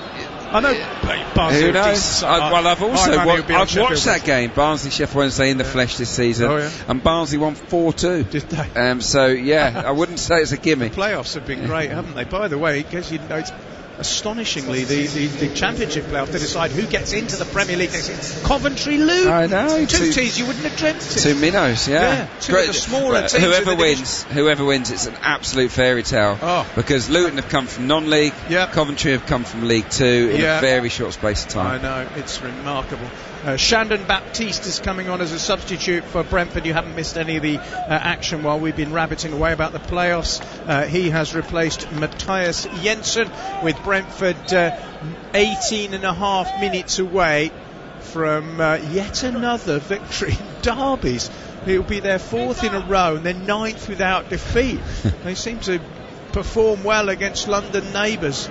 The man who's got the 2 goals is taking a free kick here, and he's driven it deep into the Tottenham penalty area. Kulusevski flicks it forward after receiving a pass from Lucas Moura. He's then brought down. Now, if that's Rico Henry, he's going to have... No, it's not actually, it's Baptiste. I thought it was Henry. Henry will be in trouble because he's been booked. Baptiste has literally just come on, the Grenadian international. Yeah, not the best tackle. He's stretching. There's no way he can get the ball. I think Kulusevski's fine though. It is all right. Richarlison is about to come on. He's receiving instructions. He's a divisive figure, Richarlison. You do marvel at his talent, but sometimes sort of scratch your head at his attitude at times. Yeah, he's a bit moody, isn't he? Yes. He is moody. But it'll be interesting to see who comes off, because obviously Danjuma's already been replaced by Moura.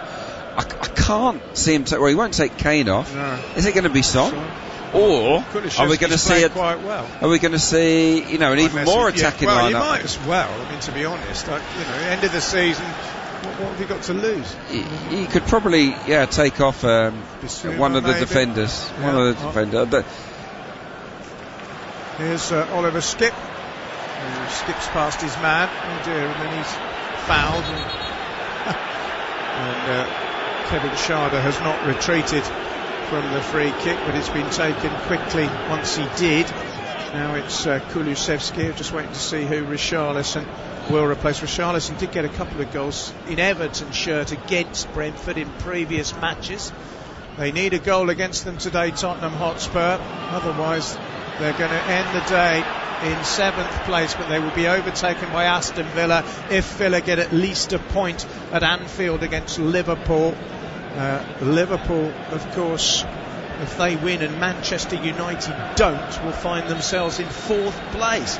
Richarlison is receiving instructions, as is Pedro Porro, so it's going to be a double substitution for Tottenham Hotspur. Porro, the Portuguese defender, and Richarlison, the Brazilian striker, are both coming on. Kulusevski is one of those. It's Emerson, I beg your pardon. Emerson and Kulusevski have come off. Emerson, not Porro, apologies.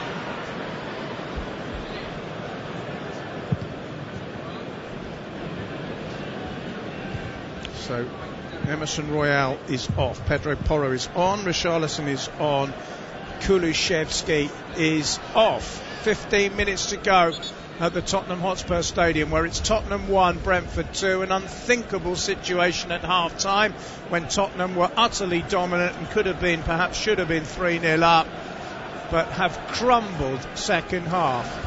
We've seen no sign of any great sort of reactionary spirit from Spurs. Here's Hickey, who's been terrific for Brentford, and he's won a corner. He's played really well, hasn't he? He has done well, both fullbacks have, and you're right, there's not a lot of spirit about this Tottenham performance. Excellent first half, but they could do that at canter. As soon as Brentford applied themselves, they've wilted Tottenham. Incidentally, Richarlison looks to have gone up front with Harry Kane just behind him, which is slightly different, but it's a combination you can see working, but they've got some defending to do first. They have a corner to defend. It's Brentford's man at the moment, Jan Wisser, Brian Burma, I should say, who takes it, headed away solidly by Davinson Sanchez, and I'm not sure what that was from Rico Henry. What it was not very good. It was a sliced volley from distance which went way over the bar. Sanka Jorgensen is going to come on for Brentford in just a moment, a defender. Tottenham are playing the ball inside their own penalty area. Skip finds Bissouma, and now it's Richarlison with his first touch to lay it off to Ben Davies. Forward it goes to Son Heung-min. Son Heung-min, how many touches have he and Kane had in this second half? Not many. Very few. Not many. I'll probably find out for you. Kulusevski's had the majority of them from an attacking standpoint. Here's a ball in from the right hand side. Porro with his first touch, but not a good one. It's cleared by Brentford, but Tottenham trying to turn the screw a little bit in search of a goal which would get them level. Even a point's not very good to them at this stage of the game and the season and the situation they're in. Here's Bissouma, centre midfield, just manoeuvres back onto his left foot and finds Davies. Time is running out for Spurs. What a fantastic season Brentford have had, though. They really have. Here's Moura. That wasn't an attempt on goal, it was a cross, but it was a poor one.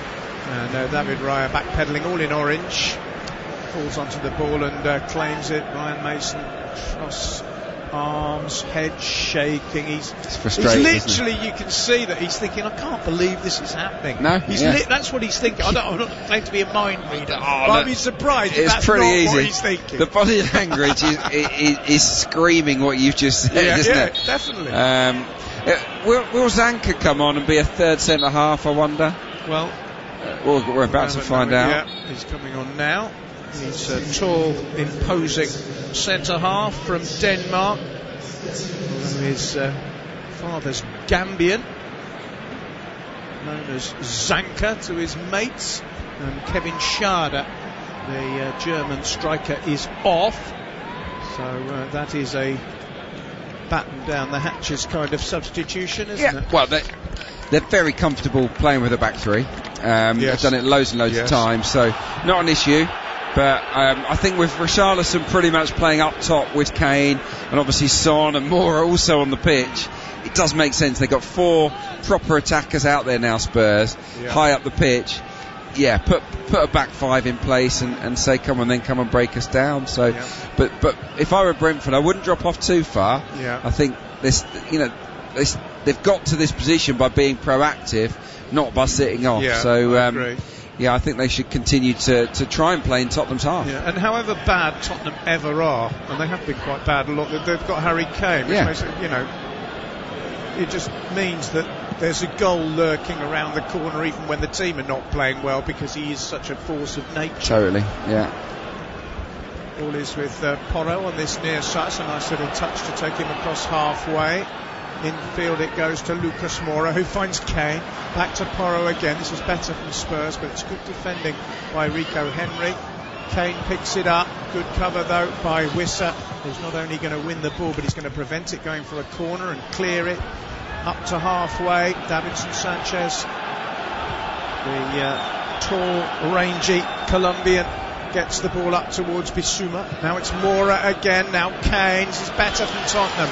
Porro, low ball in, not a particularly good one. It's slithered away by Ben Mee. Tottenham want a penalty. They're not going to get one. Kane shoots on the edge of the penalty area, but he was leaning back as he struck it, and off his left foot it's gone a long way wide. I didn't really see what the penalty shout was for. Well, Richarlison snuck up, didn't he, on I think he's fallen over, hasn't he? He snuck up on Rico Henry as he's about to make the clearance. He doesn't know he's coming, but I think he just falls over, Richarlison. Yeah, falls over. I mean, wouldn't be the first time that's happened. Euphemism. I don't like to pick on players, but Richarlison. Well, he's a hard player to like. We know what he's like. He's difficult to like. He's not wearing your shirt, and he was once a Watford player, and I enjoyed watching him when he was Watford. But he's, as you say, he's fairly unlovable, isn't he? If you're in an opposition situation. Here's Brentford. If they get a third goal, you sense the game is gone. But Tottenham have won possession in midfield with Yves Bissouma, and now Oliver Skipp. There's a bit of a patch of grass in front of Ben Davies now. The roar goes up from the Tottenham fans, who have less than 10 minutes to try and put this situation right. But what an awful ball across field by Ben Davies. There's no confidence in this Tottenham team at all, is there? Zero. I mean, also, I just think the body language is awful among the players. That was a bad pass from Ben Davies, but you've got Pedro Porro, a teammate, sort of gesticulating a little bit, saying, what can I do with that, mate? You know, it's not seem to be the most together bunch of players. It's and what's most concerning is the fact that since things have got tough, there hasn't been a good reaction. No. Our monitors, the cameras, have just picked up a glimpse in the posh seats of Glenn Hoddle and Les Ferdinand. They could do with them at the moment, couldn't they? Tottenham Hoddle, what a player he was. Hoddle, one of the most majestic players in English football history, I would say. And Les, Sir Les, fantastic striker. Good finisher, Tottenham and Newcastle, of course. Yeah, Hoddle. I mean, Spurs have missed a creative player since Ericsson left, haven't they? They haven't really had one. I agree.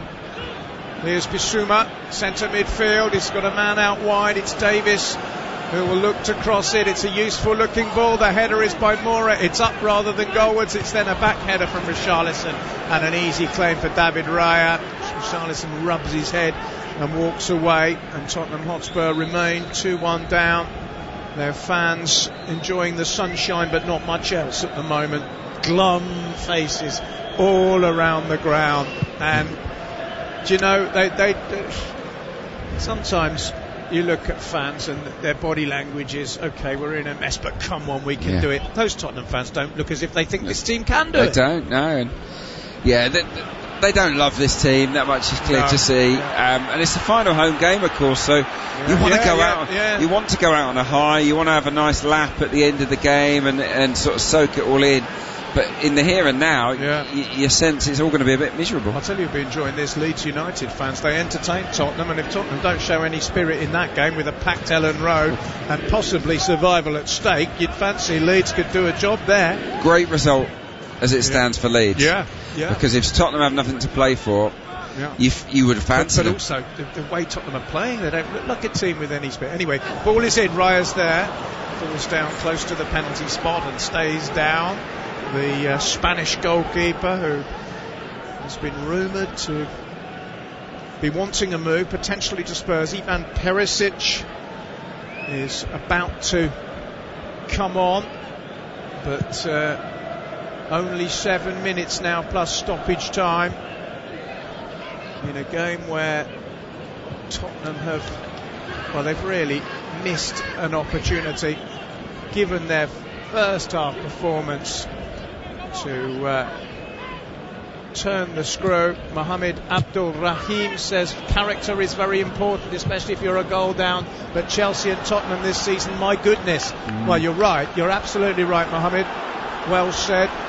There aren't many Tottenham fans in the stadium that would disagree with you on that, because it's been absolutely inept, this second half performance, really. I mean, it's even worse when you produce a performance in the second half after your first half performance has been so good. Yeah, exactly. When you're supposed to come into the second half on a high, but how many chances have Tottenham created in the second half? Virtually zero. Not a lot.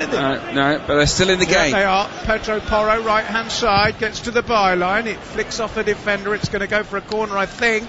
Yes, it does, off Rico Henry. And finally the Tottenham fans find it within themselves to produce a little bit of a roar of encouragement. It's going to be a corner with Perisic about to come on for Spurs to replace Ben Davies, who's had a slightly frustrating game. Perisic obviously is a quality player, but 34 years of age now. Here's the corner from Pedro Porro. It's an outswinger. Richarlison's up there. The ball pings away and Burmo nods it clear. There's a Brentford player down, I think it's Ben Mee, in the area, and the referee's going to bring it back because it's a head injury, and Ben Mee's not the sort of player who's likely to get involved in any kind of fakery. You've got to stop it, haven't you, if someone's banged their head? Yes. So, yeah, look, it's a decent enough ball in. Yeah, I think there's an arm, there's a stray arm, maybe an elbow actually from Lucas Moura or Richarlison, one or the other, but yeah, that would have hurt. That would have hurt Ben Mee, who's a tough lad. We want Levy out, is the cry from the Tottenham fans. Daniel Levy is an interesting character in the sense that he has presided over Tottenham for a very, very long time, and other than reaching the Champions League final 4 years ago, has presided over very, very little. No trophies. No. A great stadium, but a rather shambolic looking club at the moment. I mean, this is not what the older Tottenham fans were brought up on. They're the ones who are even older than me that remember the days of Bill Nicholson and the double in 61 with Danny Blouchflower and Dave Mackay, players who epitomised the club. And then, they were always an excellent cup team. We mentioned Glenn Hoddle, Ricky Villa, Ozzy Ardiles. It's got a great history. It's got a great history. But this is a betrayal of that history at the moment, isn't it, really? Yeah, look, he's a decent businessman, we know that, but in terms of football decisions, you'd have to question it. And it just feels like a lot of change needs to happen. It's like the club's being run by an estate agent. He's good at making deals and he's good at sort of building stadiums. But what have you got to get excited about? I'll tell you what, we saw Hoddle and Ferdinand. Well, there you've got two good minds, two good footballing minds. Two people that if they were to be on the Tottenham board in some kind of capacity, passing on their wisdom, I think they could make a difference. Absolutely. Here's Baptiste. Hoddle should be in football. Brentford. Yeah, it's a crying shame that Hoddle's not in football. We know. Maybe he has had health problems. Of course, he collapsed in a TV studio. Oh, here's and Burmo. He's on a hat trick. He doesn't need to score because he's slid it into Johan Wissa, who's done it for him, and it's 3-1 Brentford. Wissa and Burmo combining. They both scored last weekend in a win against West Ham. They both scored again, and that is that. Tottenham Hotspur are beaten. It's a wonderfully simple finish for Wissa. The Brentford fans are loving it. The Tottenham fans cannot believe what they're witnessing. They're heading for the exits. Tottenham 1, Brentford 3. This is an embarrassment for Tottenham Hotspur. A wretched second half, goes from bad to worse. They lose the ball in central midfield. I think it's Skip that gets robbed. He's just on the Erling Haaland celebration, Wissa. Yeah, it starts with a Spurs throw. Oliver Skip gets caught in possession. It's a brilliant turnover from Baptiste, and Buemo just squares it to Wissa, who lifts it over Forster. How bad is this from Oliver Skip? But it's great pressing from Brentford. Really, really good. They descend on him and they punish him from the turnover. But this sums up Tottenham's second half. They have been pitiful. Hopeless. I'll tell you what, credit to him, Burmo. He's on a hat-trick. He's had a look and he's slipped in his mate. That's good play. Very good play, yeah. Because it was clearly an easier chance for Wissa than it would have been for Burmo. I can think of players who'd have gone for a hat-trick then. Yeah, well, and he didn't. But Brighton celebrating, and you know, this is a good result for them, for Aston Villa as well. You know, this has got ramifications, but I mean, at the final whistle, last home game of the season, how are they going to be greeted? Tottenham Hotspur's players, and how's Daniel Levy going to be treated by the fans as well? To be honest, at the final whistle, I'm not sure there'll be that many left because they're all streaming away down Tottenham High Road now. 2 substitutions, incidentally, for Brentford with Josh Da Silva and Mads Roerslev coming on, but it's all academic now. We're in the last minute. What this also means, I think, is that Tottenham Hotspur and Aston Villa now have an identical goal difference. Right. Although Tottenham have scored many more goals than Villa, but if Villa get anything at Anfield, Tottenham will be 8th and out of European contention. And depending on what Brighton do in their game, you'd expect them to beat Southampton. Villa, Liverpool's a tough one, but well, it looks as if Spurs could be heading into the wilderness. Levy out, Lewis out. That's Joe Lewis, the owner. Players over profit is what the sign says. Someone's holding up a sign. Here's a corner for Spurs. It's hoofed away at the near post by Ethan Pinnock. We're up to 90 minutes. This has been, I mean, it's been a completely and utterly Jekyll and Hyde performance.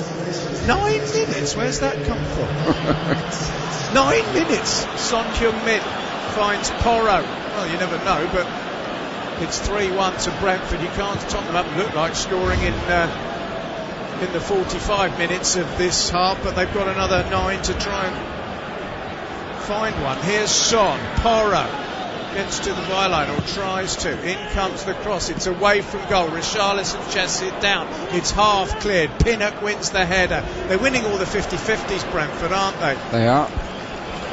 They've got time though here, Tottenham. 9 minutes. They could easily score twice, couldn't they? Why are we having 9 minutes? I don't get it. Has there been am I forgetting something? I mean, there's been 1 or 2 injuries, but I would have thought 5. I thought it said 5, and then I looked, it said 9. Here's Son Heung-min. That's a useful ball. Richarlison, what a save by Raya.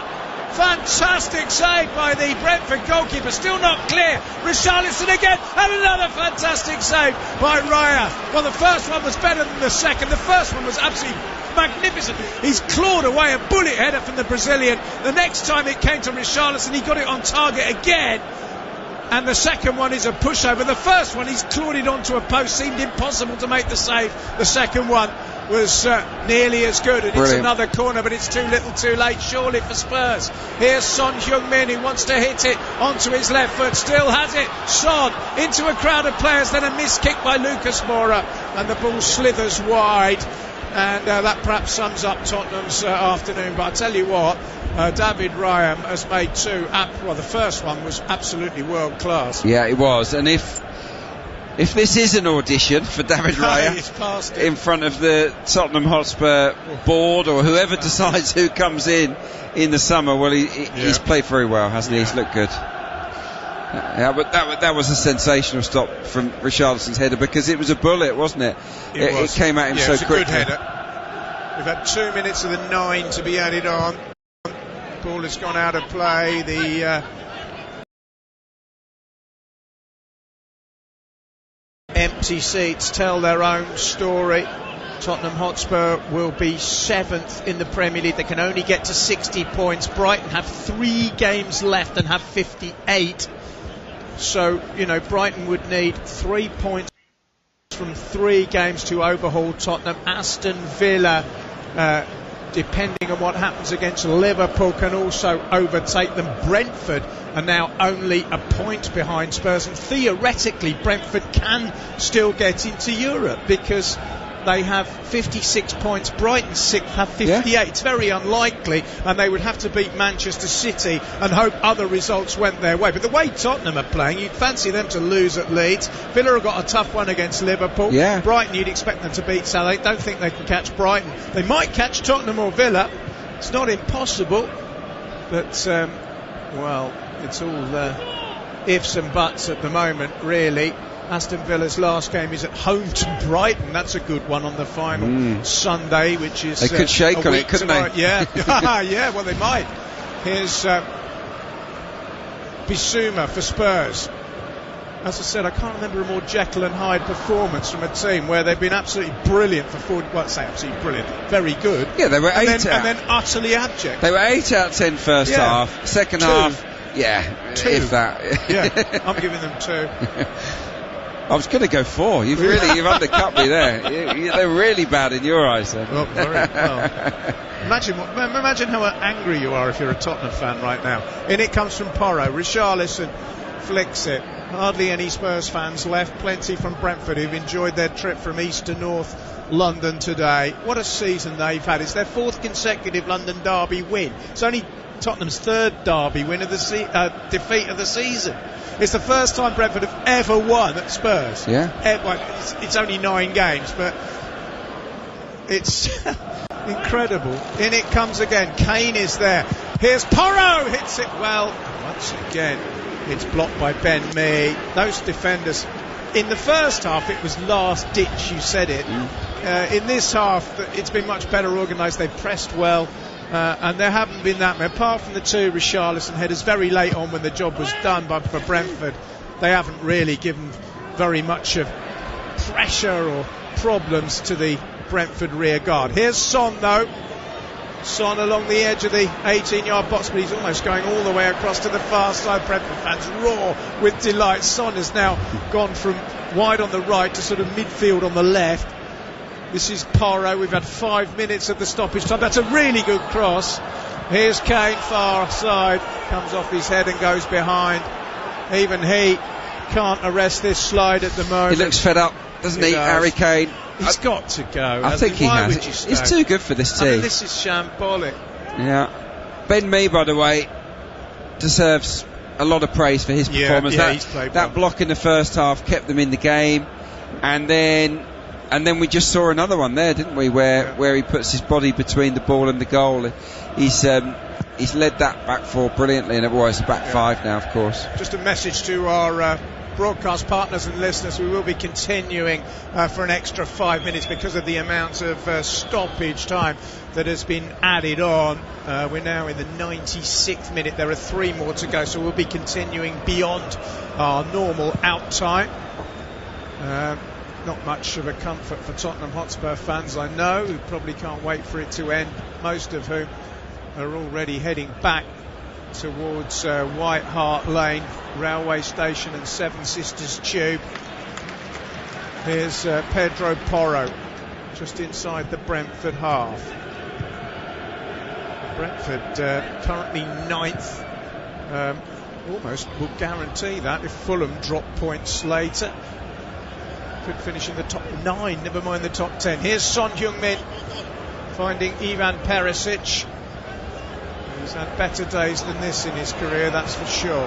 Finds Son. Son wants to shoot, just delays. Perisic again, wants it on his left foot, swirls the ball into the box. It's headed away by Brentford. Here's Porro, and it's a wild slash of his right foot which sends the ball high into the Tottenham fans that remain behind that goal. Loves a shot, doesn't he, Pedro Porro?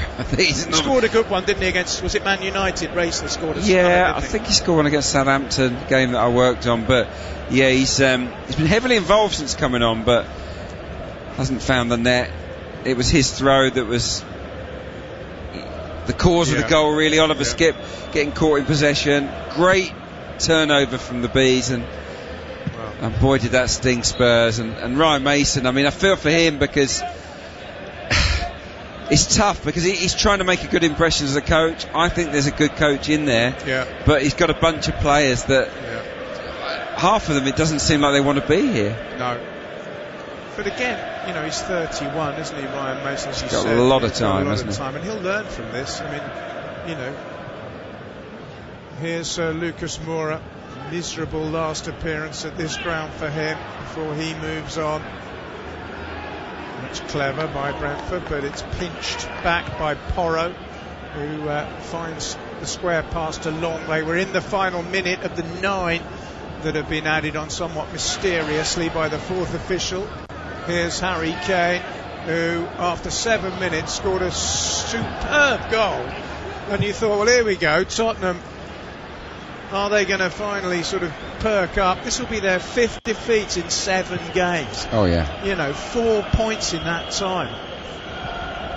12 points from a possible 35 at the end of it. It's dreadful. I mean, it's near relegation, not quite relegation, but it's not far off. Yeah, the whole Conte situation was very unhelpful, but I felt that they had to part ways then, and I guess they just took the easy option by appointing Ryan Mason. Should they have gone with a permanent successor then? But in it comes again. It's cleared by Baptiste. As far as Skip, virtually done. We're waiting